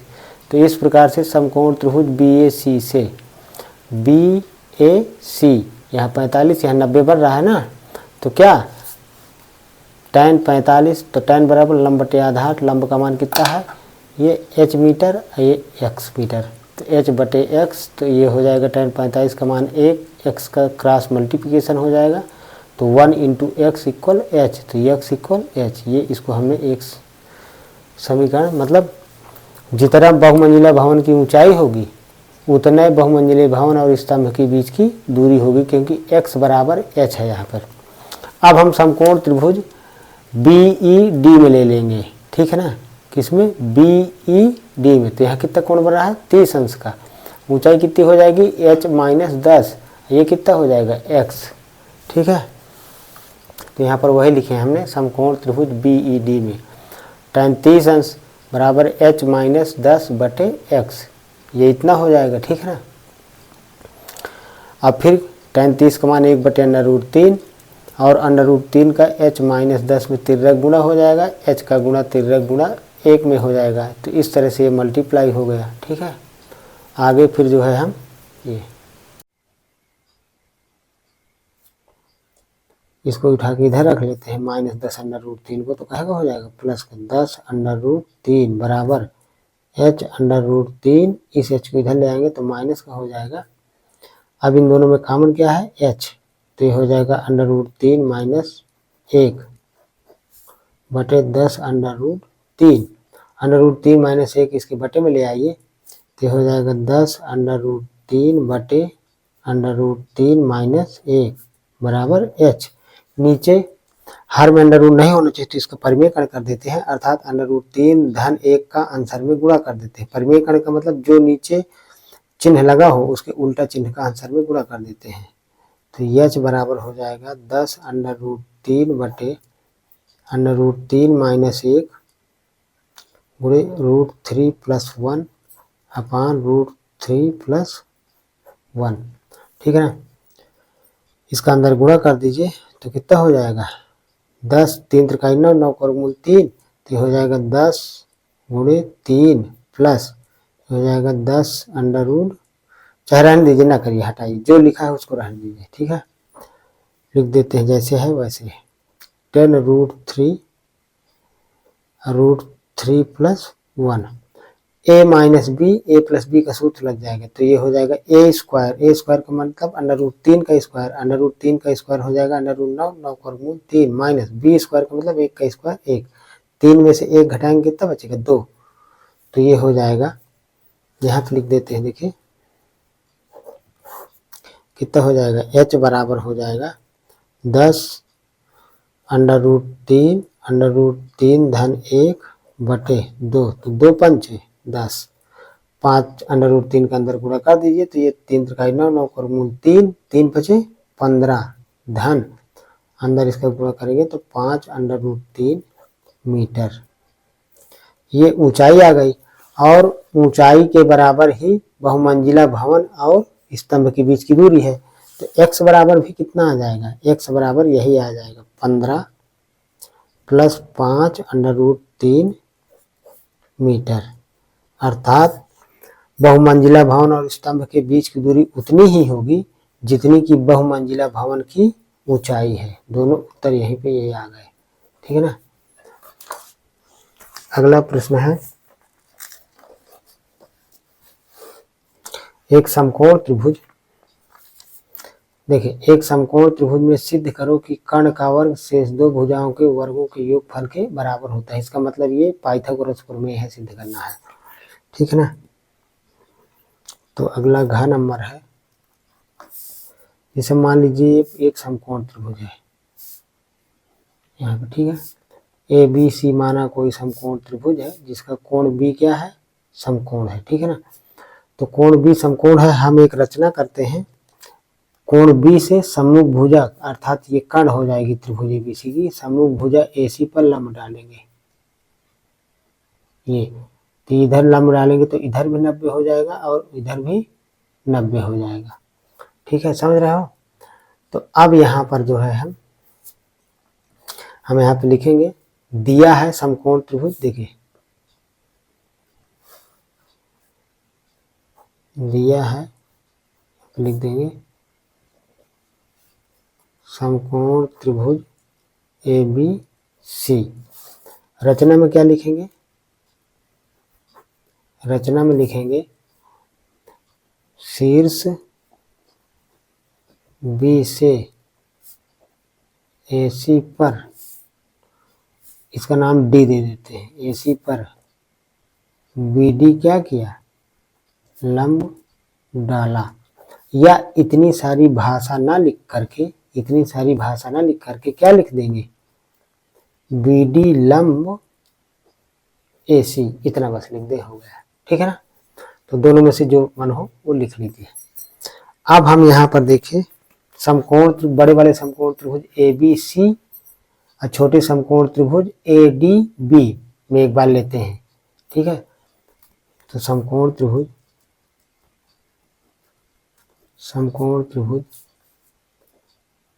ए बी सी तथा समकोण त्रिभुज ए डी बी में, इन दोनों त्रिभुजों को हम समरूप सिद्ध कर रहे हैं, बड़े वाले को और इधर वाले को, इसको, ठीक है ना। तो देखिए कोण बी, पूरा कोण बी, ये कोण ए डी बी दोनों क्या है, बराबर, क्यों, चूंकि प्रत्येक कितने अंश के हैं, 90 अंश के, मतलब ये पूरा कोण 90 है और इधर का ये कोण 90 है, ठीक है ना। तो एक एक कोण बराबर हो गए। अब बड़े वाले त्रिभुज में कोण ए, अच्छा ये त्रिभुज ए डी बी में भी ए शामिल है, तो कोण ए बराबर कोण ए क्या है दोनों त्रिभुजों में, इन दोनों त्रिभुजों में उभय निष्ठ है, उभय निष्ठ है। इसलिए दोनों त्रिभुज ये और ये, इनके दो संगत कोण बराबर हो गए, इसलिए दोनों त्रिभुज क्या है, समरूप है। इसलिए त्रिभुज ए बी सी समरूप त्रिभुज ए डी बी। जब दो त्रिभुज समरूप होते हैं तो उनकी संगत भुजाओं का अनुपात बराबर होता है, यह हमारी थेल्स प्रमेय कह रही है, ठीक है ना, थेल्स प्रमेय यही होती है।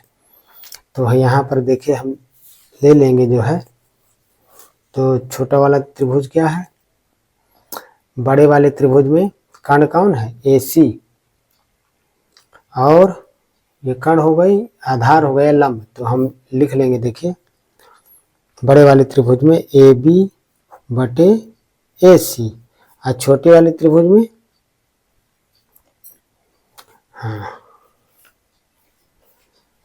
हाँ देखिए, नहीं थोड़ा सा इसमें सुधार कर रहे हैं, देखिए क्या करना है। त्रिभुज, हाँ बड़े वाले त्रिभुज में जैसे ये वाली भुजा और ये वाली भुजा ले लें, ये कण है और ये आधार है। आधार लंब दोनों में से किसी को मान सकते हैं, ठीक है ना। तो आधार, ठीक है ना, ए सी बटे ए बी, और छोटे वाले में क्या हो जाएगा, इसमें कण जो ए डी बी है कण हो जाएगा ए बी, और आधार क्या हो जाएगा हमारा,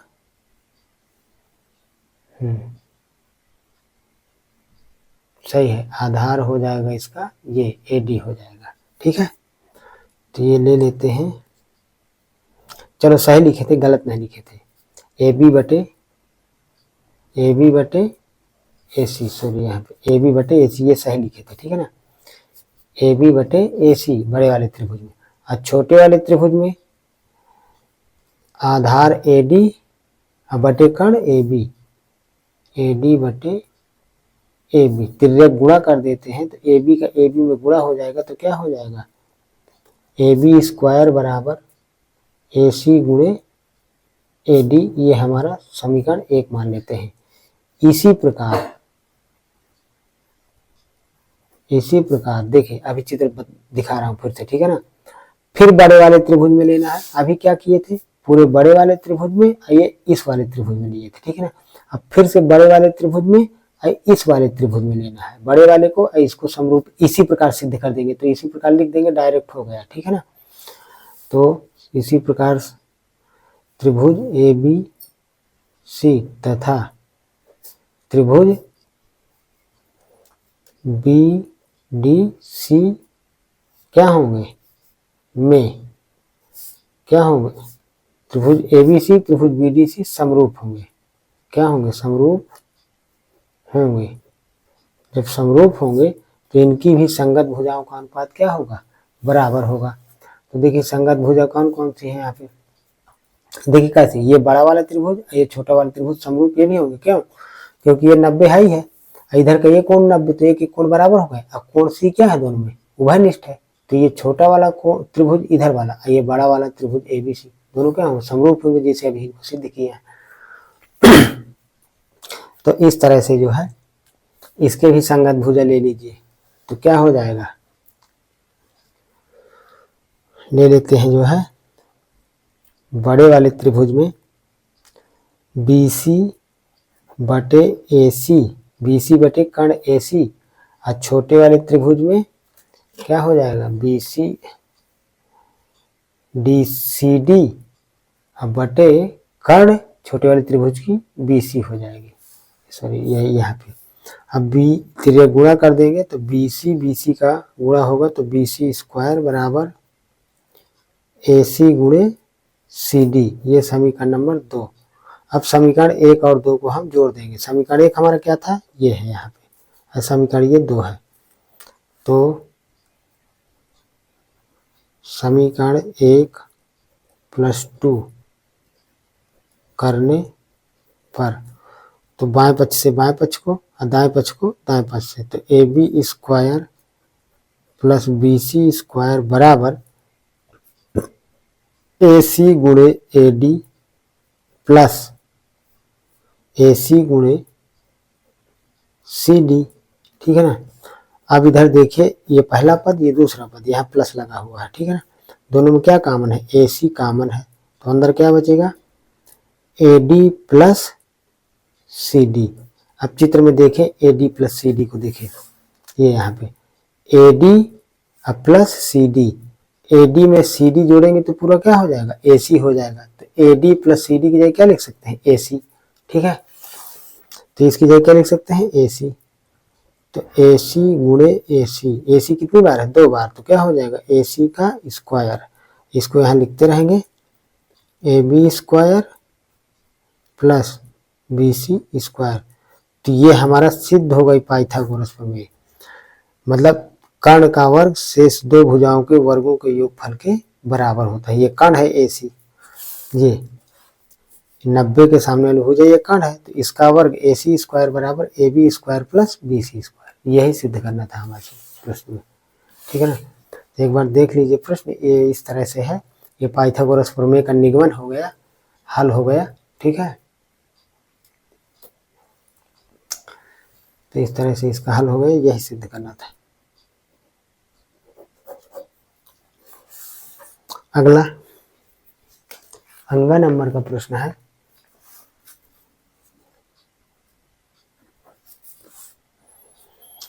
समीकरण x माइनस 1/x बराबर 3, जहाँ x डज नॉट इक्वल 0 के मूल ज्ञात करो। तो इसके मूल ज्ञात करना है। समीकरण x माइनस 1/x बराबर 3, तो इसको हल कर लेते हैं। तो इसके इसमें गुणा को हो जाएगा, तो x स्क्वायर ऋण 1 बटे लघुत्तम हो जाएगा x बराबर 3।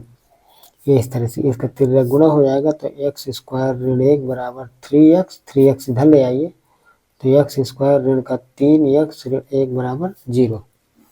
क्या ज्ञात करना है कि मूल ज्ञात करिए।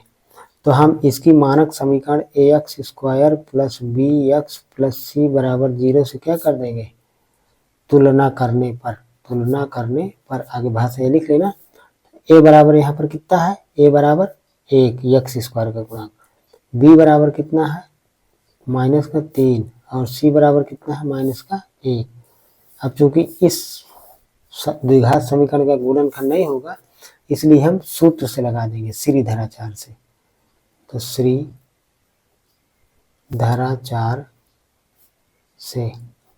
श्रीधराचार्य का सूत्र क्या होता है, x बराबर minus b plus minus under root B square minus 4ac पूरे में बटा 2a।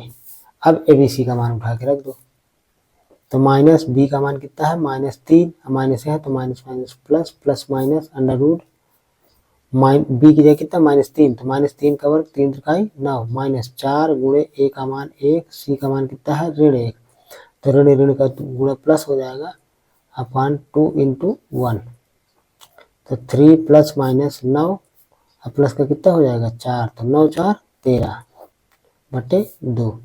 तो इस प्रकार से x के दो मान हो गए, एक मान हो गया 3, अच्छा जोड़ लेते हैं पहले इसको, 3 प्लस माइनस 9 4 13 बटे कितना 2। तो ये x के मूल हो गए या x के मान हो गए। एक मान क्या हो जाएगा 3 प्लस रूट का 13, 3 धन अंडर रूट 13 बटे 2, और दूसरा हो जाएगा 3 ऋण अंडर रूट 13 बटे 2। यही x के मान है, अर्थात मूल है, अर्थात हल है, ठीक है। अगला 4 नंबर है, देखिए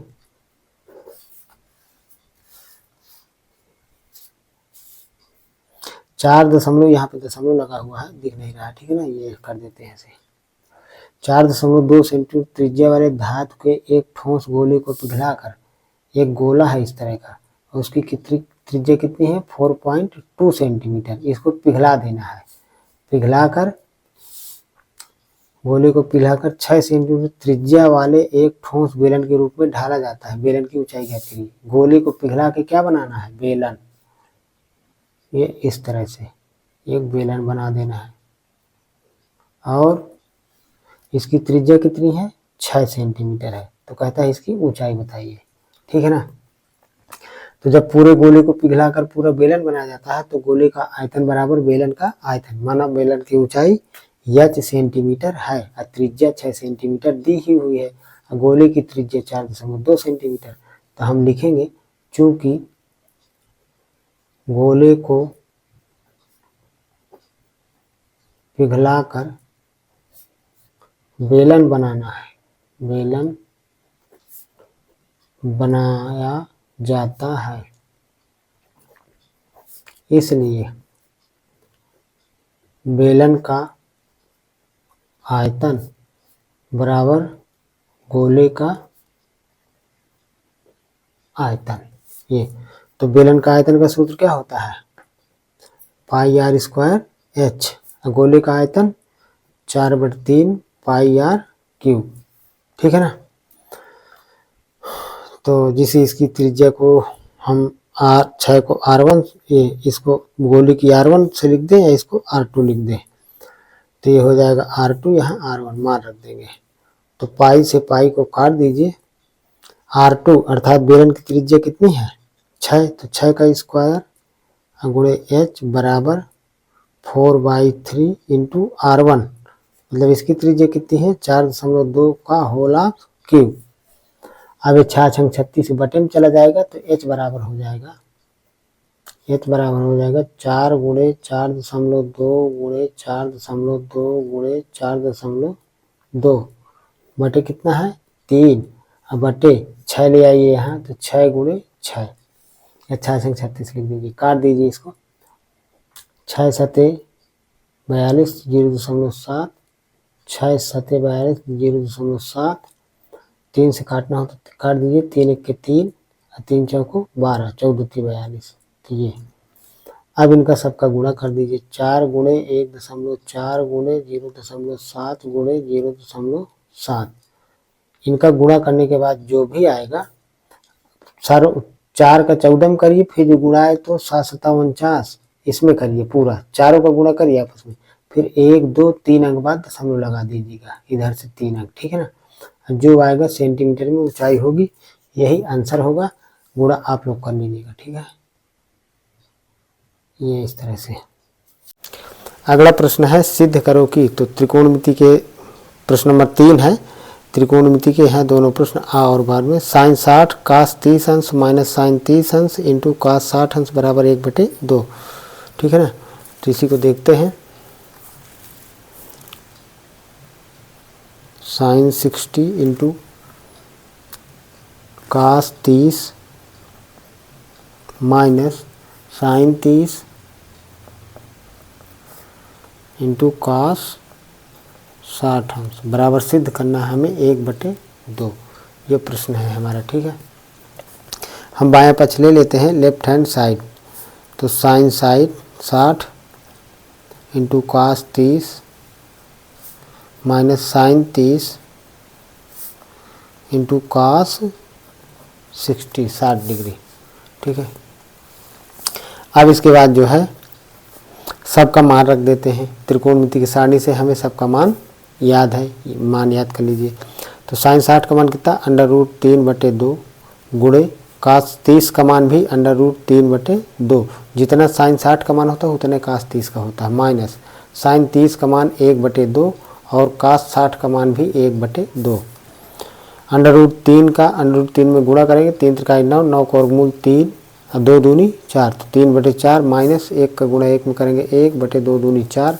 इसका हर बराबर है तो एलसीएम कितना हो जाएगा 4 ही हो जाएगा। जब हर बराबर हो तो अंश में अंश को माइनस लगा है तो घटा देंगे, प्लस लगा है तो जोड़ देंगे, तो 3 में से 1 घटा दीजिए 2, तो 2/4 2 1 के 2 2 दूनी 4, तो इस तरह से कितना आ गया 1/2। हमें क्या सिद्ध करना था 1/2 ही सिद्ध करना था, तो ये हमारा क्या आ गया राइट हैंड साइड, दायां पक्ष आ गया। इस तरह से प्रश्न हमारा सिद्ध हो गया, ठीक है ना। प्रूफ लिख दो या हेंस प्रूफ लिख दो। अगला खा नंबर है, खा नंबर का प्रश्न है tan 52, अभी प्रश्न दिखा देता हूँ, पहले लिख लेते हैं tan 52 अंश, ठीक है। चलिए देख लीजिए, ये tan 52 tan 60 अंश इंटू tan 38 tan 30 अंश बराबर 1 सिद्ध करना है। tan 52 tan 60 tan 38 अंश गुणे tan 30 अंश, चारों पद गुणे में है, बराबर 1 सिद्ध करना है।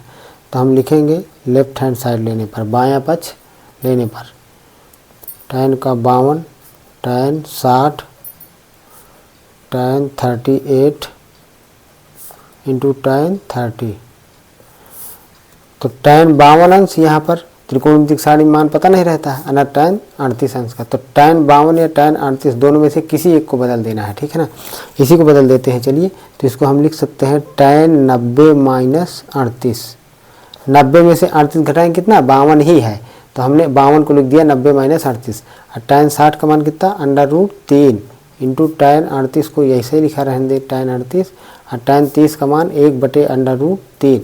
तो ये √3 ये √3 आंसर से कट जाएंगे क्योंकि गुणे का चिन्ह लगा है सब में, ठीक है ना। तो ये इसको यहाँ से काट दीजिए। अब 90 के कारण जो है tan किसमें बदल जाएगा, cot में, cot थीटा, थीटा का मतलब 38 अंश, ठीक है ना। अब 52 किस चतुर्थांश, पहले चतुर्थांश में है तो प्लस का ही बना रहेगा, ठीक है ना, चिन्ह बदलेगा नहीं। इंटू कितना tan 38, तो tan 38 को लिख सकते हैं 1/cot 38। अब ये काट से काट आंसर से कट जाएगा तो कितना बच जाएगा 1। यही हमें सिद्ध करना था। ये क्या है, राइट हैंड साइड। इस तरह से हमारा यह प्रश्न सिद्ध हो गया, खा नंबर भी, ठीक है। तीसरे का अथवा वाला प्रश्न क्या कह रहा है, देखिए प्रश्न कह रहा है 8 सेंटीमीटर त्रिज्या तथा 6 सेंटीमीटर त्रिज्या के संकेंद्रीय वृत्त खींचिए। बड़े वृत्त की परिधि के किसी बिंदु से छोटे वृत्त पर स्पर्शी खींचिए। स्पर्शी की लंबाई भी बताइए। तो देखिए हमें क्या करना है, ये रचना का सवाल है, ठीक है। 8 सेंटीमीटर त्रिज्या का, तो हम पेंसिल लगा लेंगे प्रकार में और 8 सेंटीमीटर पटरी से नाप करके इस तरह 8 सेंटीमीटर का एक सर्किल खींच लेंगे, ठीक है ना। तो इसका केंद्र मान लीजिए ये है। इसी प्रकार फिर इसी पर एक 6 सेंटीमीटर का वृत्त खींच लेंगे, सर्किल खींच लेंगे। तो ये 8 सेंटीमीटर, इसकी त्रिज्या कितनी है 6 सेंटीमीटर, ठीक है ना। इसकी है 6 सेंटीमीटर त्रिज्या और इसकी कितनी है बाहर वाले की 8 सेंटीमीटर त्रिज्या, ठीक है ना। अब क्या कह रहा है, बड़े वृत्त की परिधि के किसी बिंदु से, तो मान लीजिए बड़े वृत्त की परिधि के इस बिंदु, यहाँ पर बिंदु मान लेते हैं, ये बिंदु P से, यहाँ पर केंद्र मान लेते हैं O। तो बिंदु P से जो है कोई भी बिंदु कहीं पर मान सकते हो बड़े वृत्त पर किसी बिंदु, तो माना बिंदु P से हम ले लेते हैं छोटे वृत्त पर स्पर्शी खींचिए। तो यहाँ से इस पर क्या खींचना है, स्पर्शी, इस तरह। तो हम यहाँ पर क्या कर देंगे, खींच देंगे स्पर्शी इस तरह से। अब फिर इसको, तो यहाँ पर इसको मान लेते हैं Q। यहाँ पर मान लीजिए बिंदु Q पर स्पर्श करता है छोटे वाले वृत्त को। अब PQ की लंबाई नाप लीजिए पट्टी से, यहाँ पर लंबाई लिख दीजिए सेंटीमीटर में जितनी भी हो यहाँ पर, ठीक है ना, यहाँ पर। तो इस तरह से रचना के चरण भी लिख दीजिएगा, तो ये ऐसे हो जाएगा। अगला है चौथा प्रश्न है, एक नाव जिसकी स्थिर जल में चाल 5 किलोमीटर प्रति घंटा है, 12 किलोमीटर धारा के प्रतिकूल जाने में वही दूरी धारा के अनुकूल जाने की अपेक्षा 1 घंटा अधिक समय लेती है। मतलब अगर धारा के अनुकूल जाते हैं, धारा के अनुकूल भी जाना है, धारा के प्रतिकूल भी जाना है, तो धारा के प्रतिकूल माने धारा के उल्टा अगर नाव जाती है तो 1 घंटा अधिक समय लगता है अनुकूल जाने के समय से, ठीक है ना। तो धारा की चाल ज्ञात कीजिए। तो मान लेंगे, माना धारा की चाल x किलोमीटर प्रति घंटा है, ऐसा हम मान लेते हैं, ठीक है। माना धारा की चाल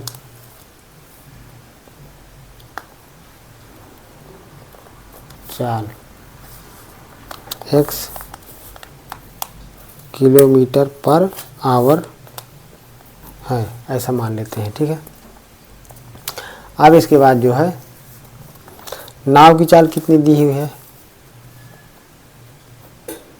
नाव की चाल है 5 किलोमीटर पर आवर। दूरी कितनी दी हुई है, दूरी है 12 किलोमीटर, ठीक है। तो हम मान लेते हैं, देखिए मान लीजिए कि धारा इस दिशा में बह रही है, तो 12 किलोमीटर नाव को जाना है ऐसे धारा की दिशा में, फिर यहाँ से बिंदु A से B की दूरी माना 12 किलोमीटर है, ठीक है ना। 12 किलोमीटर नाव को जाना है और 12 किलोमीटर ही नाव को वापस आना है, ठीक है ना। तो धारा की दिशा में जाएगी तो अनुकूल हो जाएगी। मतलब जिसे मान लीजिए नाव की चाल, ये नाव है तो नाव की चाल x किलोमीटर प्रति घंटा मान लिया, तो यहाँ पर धारा के अनुकूल चाल बराबर कितना हो जाएगा, एक तो x किलोमीटर प्रति घंटे हाई है जो है स्थिर जल में स्थिर जल में चाल नाव की। धारा की चाल x है, ठीक है ना, तो कुल कितनी हो जाएगी x + 5 kilometre per hour, kilometre प्रति घंटा, इतना हो जाएगा। कि धारा के प्रतिकूल चाल कितनी हो जाएगी, धारा के प्रतिकूल चाल घटा देंगे।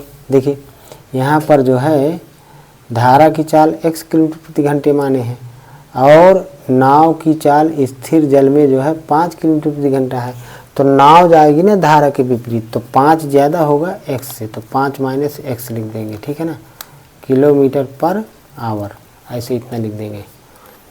अब इसके बाद जो है समय बराबर दूरी बटे चाल, ये समय बराबर दूरी बटे चाल होता है। तो दूरी कितनी है, हम धारा के अनुकूल पहले लिख लेते हैं समय, धारा के अनुकूल समय, तो क्या हो जाएगा दूरी और बटे चाल, तो धारा के अनुकूल कितनी है चाल x + 5, ठीक है ना।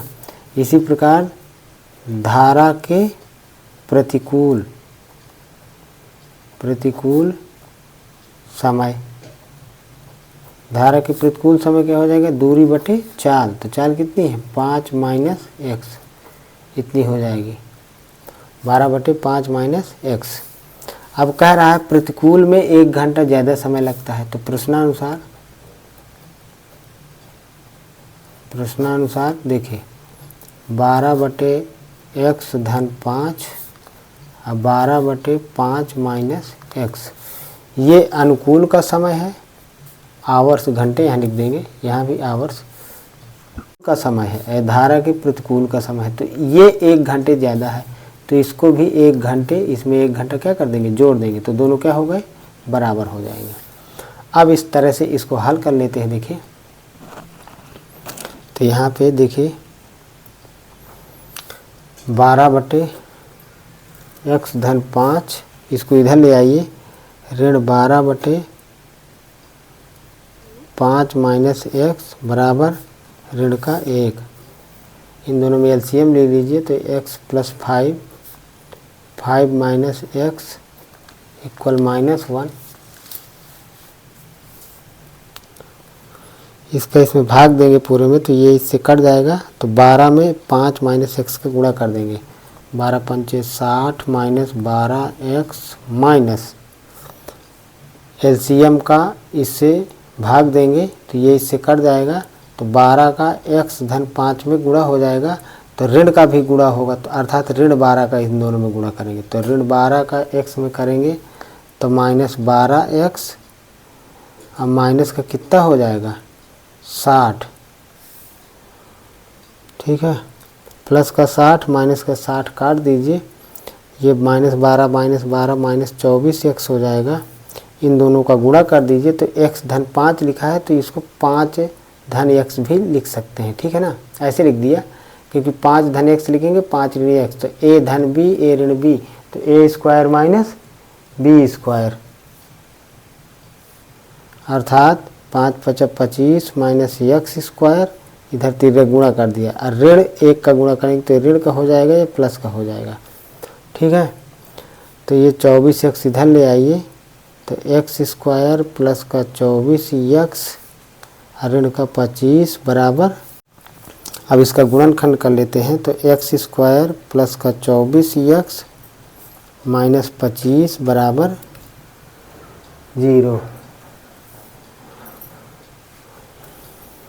यहाँ प्लस है, यहाँ माइनस है, ठीक है ना, तो 1 × 25, 1 में से 25 घटाएंगे नहीं, 25 में से 1 घटा दीजिए तो 24 आ जाएगा, ठीक है ना। तो x² प्लस का 25x माइनस का 1x, 1 लिखेंगे नहीं तो x माइनस 25 बराबर 0। तो कितना हो जाएगा, x कॉमन ले लीजिए तो x धन 25, इन दोनों में -1 कॉमन ले लीजिए तो x धन 25 बराबर 0। अब इन दोनों में कॉमन क्या है, इन दोनों में कॉमन है, x प्लस का 25 कॉमन है, तो अंदर बचेगा x माइनस 1 बराबर 0। तो x बराबर कितना हो जाएगा, पहला नंबर यदि लेंगे इसको x धन 25 ले लीजिए, तो x धन 25 बराबर 0। चलिए x प्लस 25 बराबर 0, तो x बराबर कितना, माइनस का 25। एक तो x का मान ये आ गया। दूसरा इसको ले लीजिए, दूसरा नंबर, यदि x माइनस 1 बराबर 0, तो x बराबर कितना, 1। तो ये तो ऋण आया है, चाल तो कभी ऋण में आएगी नहीं, तो ये हो जाएगा अग्राह, और ये चाल हो जाएगी x का मान 1। तो किसका मान माने है 1, माना धारा की चाल, तो धारा की चाल हो जाएगी 1 किलोमीटर प्रति घंटा। यही हमारा आंसर हो जाएगा। ठीक है,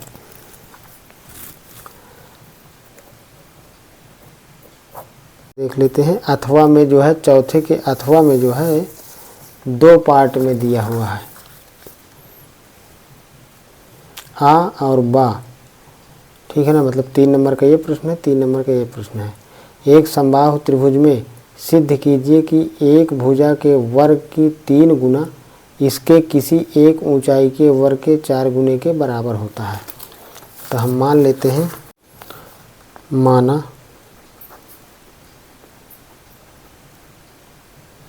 समबाहु त्रिभुज ABC की भुजा A है। ठीक है, तो यहाँ पे समबाहु त्रिभुज बना लेते हैं, ABC। एक समबाहु त्रिभुज में सिद्ध कीजिए कि एक भुजा के वर्ग की 3 गुनी, एक भुजा के वर्ग की 3 गुनी, तो एक भुजा का वर्ग कर दीजिए। भुजा का वर्ग कितना, a स्क्वायर, भुजा का वर्ग का 3 गुना, गुणे 3 कर दीजिए। भुजा के वर्ग की 3 गुना इसके किसी एक ऊंचाई के वर्ग के 4 गुने के बराबर है। किसी ऊंचाई, तो किसी ऊंचाई मान लीजिए शीर्ष A से सम्मुख भुजा B पे लंब डाल देते हैं, तो ये ऊंचाई हो जाएगी। ठीक है ना, ये ऊंचाई मान लेते हैं h, इसको अभी निकालेंगे h का मान। ठीक है ना, इसके किसी एक ऊंचाई के वर्ग, ऊंचाई का वर्ग के 4 गुने के बराबर है। ये हमें सिद्ध करना है, मतलब 3a स्क्वायर बराबर 4h स्क्वायर, ये प्रश्न कह रहा है। ठीक है ना, प्रश्न एक बार और पढ़ लें। एक समबाहु त्रिभुज में सिद्ध कीजिए कि एक भुजा के वर्ग की 3 गुना, तो हमने भुजा समबाहु त्रिभुज की a मान लिया है, तो a का वर्ग a स्क्वायर, और a स्क्वायर का 3 गुना 3a स्क्वायर। ठीक है ना, इसके किसी एक ऊंचाई के वर्ग के, तो माना ऊंचाई का मतलब त्रिभुज, समबाहु त्रिभुज के किसी का मतलब तीनों शीर्षों में से किसी शीर्ष से सम्मुख भुजा पर डाला गया लंब ही ऊंचाई होगी। ठीक है ना, किसी एक ऊंचाई के वर्ग के 4 गुने के बराबर होता है, वर्ग के 4 गुने के बराबर होता है। ये हमें सिद्ध करना है, यही जो मैंने लिखा है डाल दिया यहाँ पे। ठीक है ना, अब चूंकि ABC समबाहु त्रिभुज है, ये भुजा A है, तो BD बराबर कितना हो जाएगा, a/2, और CD बराबर भी कितना हो जाएगा, a/2। किसी समबाहु त्रिभुज के किसी सम्मुख भुजा को समद्विभाजित करता है, तो पूरा a है, तो a/2 हो जाएगा। यहाँ पे 90 बन रहा है, तो इस प्रकार से यहाँ पे ADB या ADC समकोण त्रिभुज दोनों बन रहे हैं। तो किसी एक समकोण त्रिभुज में ले लेते हैं, तो समकोण B में पाइथागोरस प्रमेय से, ठीक है ना, तो पाइथागोरस प्रमेय लगा देते हैं, तो 90 के सामने वाली भुजा AB हो जाएगी कर्ण का स्क्वायर बराबर लंब AD स्क्वायर प्लस आधार BD स्क्वायर। AB का मान कितना है हमारा, a स्क्वायर, AD का मान निकालना है, प्लस BD का मान है a/2 का होल ऑफ स्क्वायर। ये हमने AD को मान लिया है h, तो जैसे इसकी जगह h लिख दे तो h स्क्वायर, तो h का मान a के पदों में निकाल लेते हैं। ठीक है ना, तो ये a स्क्वायर बराबर h square plus a square बटे 2 दूनी 4, a स्क्वायर बटे 4 इधर बाएं पक्ष में ले आते हैं, तो a स्क्वायर इधर लाएंगे a स्क्वायर बटे 4 को, तो माइनस का a स्क्वायर बटे 4 हो जाएगा बराबर h स्क्वायर। ठीक है ना, अब इसको हल करेंगे तो 4 का ए स्क्वायर में गुणा हो जाएगा, लघुत्तम ए 4 हो जाएगा। तो 4a स्क्वायर में a की स्क्वायर घटाएंगे तो 3a स्क्वायर बटे कितना 4। इधर h में वर्ग लगा है तो वर्ग घटाएंगे तो इधर क्या लग जाएगा अंडर रूट लग जाएगा, ठीक है ना। तो यह h बराबर, h को हम इधर कर लेते हैं, इसको उठा के इधर a स्क्वायर का वर्गमूल a, 4 का 2 अंडर रूट 3 का नहीं निकलेगा तो अंडर रूट 3 ही लिखा रहेगा, ठीक है ना। तो ये कह रहा था सिद्ध करिए, ये हमें सिद्ध करना है। देखिए 3a स्क्वायर बराबर 4h स्क्वायर, समझ रहे हो ना बात को, यहाँ पर ये सिद्ध करना है। तो h हमारा इतना आ गया तो हम यहाँ पर 4h स्क्वायर निकाल लेते हैं। अच्छा देखिए तो 4h स्क्वायर सिद्ध करना है ना, तो अगर ना करना हो तो ये वर्गमूल निकालिए ही नहीं, समझ रहे हो ना, ये ना निकालिए इसको, तो h स्क्वायर का मान डायरेक्ट निकाल लीजिए। तो h स्क्वायर बराबर कितना, ये कितना है अभी जो हमने घटाए 3a square by 4, 3a square by 4 h square. तो हमें क्या निकालना है 4h स्क्वायर। तो यहाँ पर 4 का गुणा कर देते हैं या 4 का इधर तिर्रे गुणा कर देते हैं, ऐसे क्रॉस मल्टीप्लिकेशन ना हो जाएगा। तो 4h स्क्वायर बराबर कितना 3a स्क्वायर। ये देख लीजिए, ये जो हमें सिद्ध करना है ये, यही तो मैं शुरू में समझाया था। यहाँ पे 3a स्क्वायर बराबर 4h स्क्वायर, यही 4h स्क्वायर बराबर 3a स्क्वायर। आगे पीछे चाहे जिसको चाहे इधर इसको बाएं में रख दीजिए, इसको दाएं में रख दीजिए, इससे मतलब नहीं। तो यही हमें सिद्ध करना था। इस प्रकार से हमारा ये प्रश्न सिद्ध हो गया, ठीक है ना। ये चित्र को देख लें, यहीं पर समझ लें, चित्र में यहीं से चित्र को जो है बना लीजिए। चित्र में त्रिभुज PQR की भुजा PR तथा QR ये पर बिंदु S QR ठीक है, बिंदु S और T है। यदि कोण P, ये कोण P कोण T के क्या है बराबर है, कौन सा T RTS। ये बड़े वाले त्रिभुज में कोण P और छोटे वाले त्रिभुज में T बराबर है। तो कहते हैं सिद्ध करिए कि त्रिभुज RPQ त्रिभुज RTS के समरूप है। RTS ये बड़ा वाला त्रिभुज और छोटा वाला त्रिभुज समरूप है। तो ये सिद्ध ही रखा है प्रश्न। देखिए बड़े वाले त्रिभुज में ये कोण इसके बराबर है दिया है, और ये कोण R छोटे वाले त्रिभुज में भी है और बड़े वाले त्रिभुज में भी है। तो इस प्रकार से ये सिद्ध हो गया। किन्हीं दो त्रिभुजों को समरूप सिद्ध करने के लिए कम से कम उनके दो संगत कोण बराबर होने चाहिए। तो एक कोण ये बराबर है, ये कोण R दोनों में क्या है उभयनिष्ठ है। तो इस प्रकार से सिद्ध हो गया कि दोनों त्रिभुज क्या है समरूप है। अब इसको लिख के बता दे रहा हूँ कि लिखना कैसे है। देखिए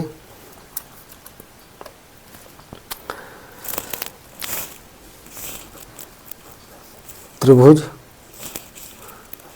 PQR तथा त्रिभुज RTS में डायरेक्ट में लिख रहा हूँ, ठीक है ना। कोण P बराबर कोण क्या RTS ये दिया है, और कोण R बराबर कोण R क्या है उभयनिष्ठ है, दोनों में उभयनिष्ठ है। इसलिए त्रिभुज PQR समरूप त्रिभुज कितना RTS। हमें यही सिद्ध करना था कि दोनों त्रिभुज क्या है समरूप। एक ठोस एक शंकु के आकार का है जो एक समान आधार त्रिज्या के अर्धगोले पर अध्यारोपित है। यदि अर्धगोले का वक्र पृष्ठ तथा शंकु का वक्र पृष्ठ समान हो तो शंकु की त्रिज्या और ऊंचाई का अनुपात ज्ञात कीजिए। देखिए एक अर्धगोला है, इस तरह से समझ रहे हो, अर्धगोला है, इसी के ऊपर एक शंकु इस तरह रखा हुआ है। तो इसका मतलब शंकु के आधार की त्रिज्या और अर्धगोले की त्रिज्या दोनों की क्या हो जाएगी बराबर। जैसे ABC शंकु हो गया, ये अर्धगोले का केंद्र O, तो शंकु का भी केंद्र क्या हो जाएगा O। शंकु की ऊंचाई H, त्रिज्या R, तो OC का मान R, OB का मान R और OO डैश का मान भी R होगा, इस तरह से, ठीक है ना। तो अध्यारोपित है ना शंकु पर अर्धगोला। तो क्या कह रहा है, डायरेक्ट में लिखता हूँ, माना हम मान लेते हैं, माना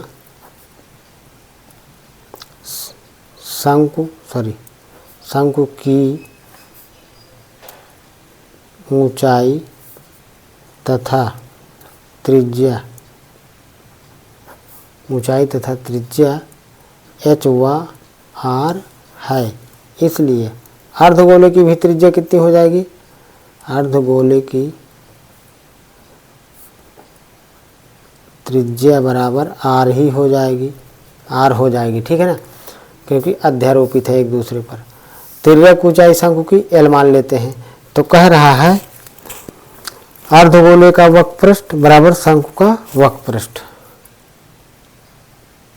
अर्धगोले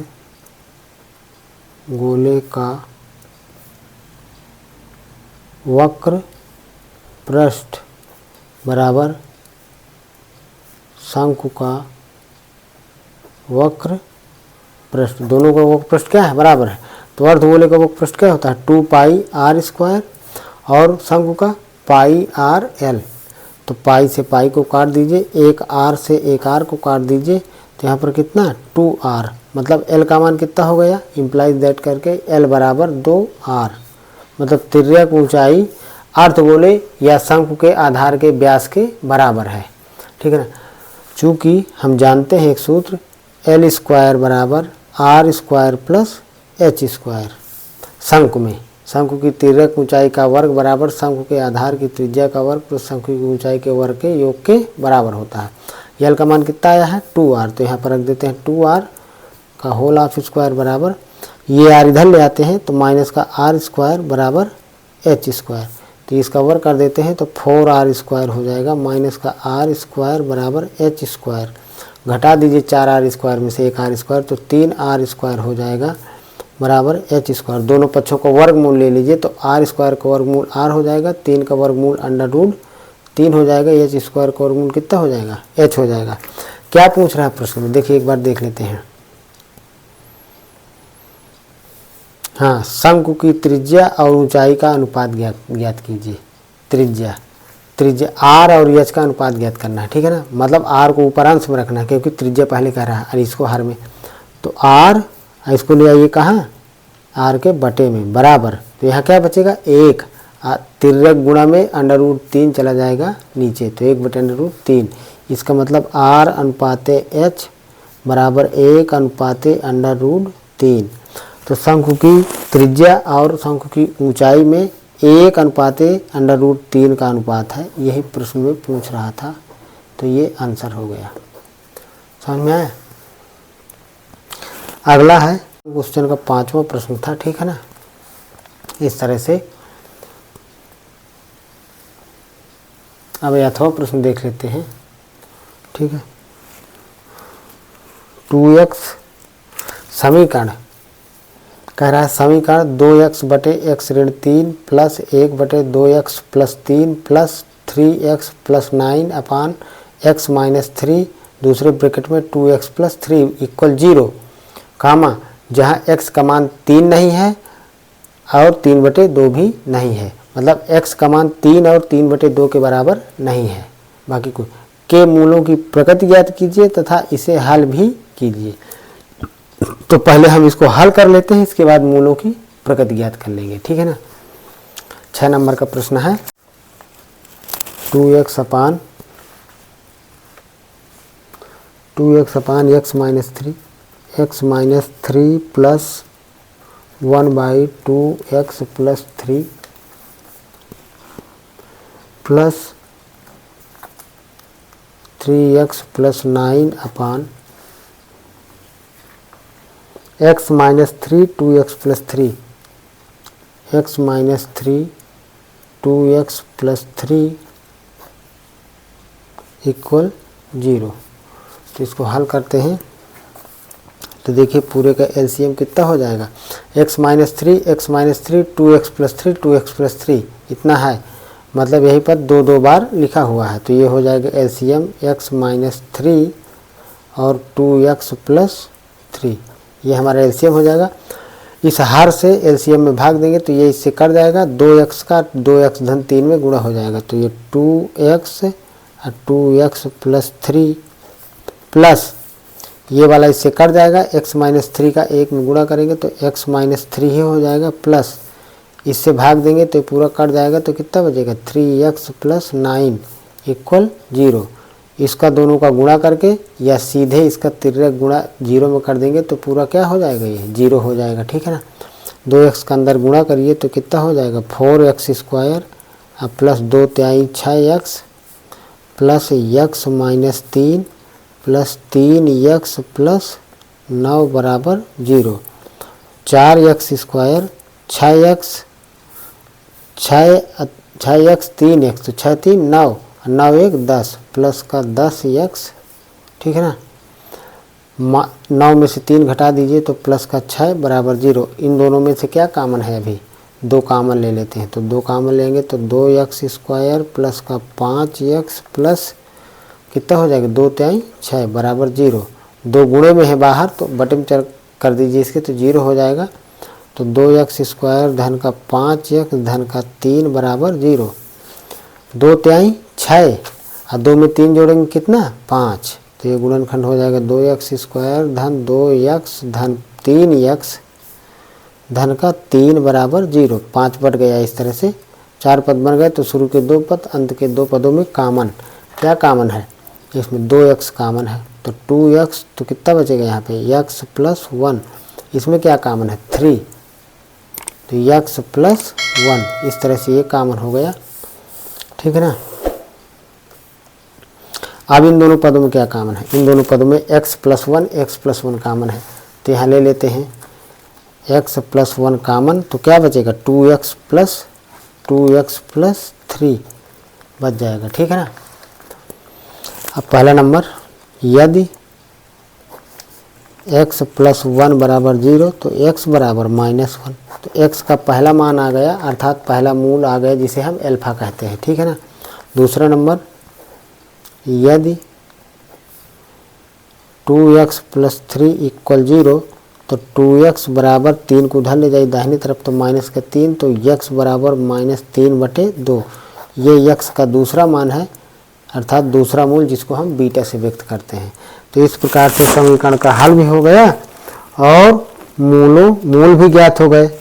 अब मूलों की प्रकृति कह रहा है तो प्रकृति देखने से ही पता चल रहा है x का मान -1 है ना, ये x का मान -3/2 है तो दोनों मान भिन्न भिन्न भी हैं और वास्तविक भी हैं, ठीक है ना। तो मूलों की प्रकृति क्या है, दोनों मूल भिन्न भिन्न है तथा वास्तविक है, तो ये आंसर हो जाएगा अल्फा बराबर -1 और बीटा बराबर -3/2। ये मूलों की प्रकृति वास्तविक तथा भिन्न भिन्न। वीडियो पसंद आए तो शेयर कर दें, लाइक कर दें और चैनल को सब्सक्राइब कर लें।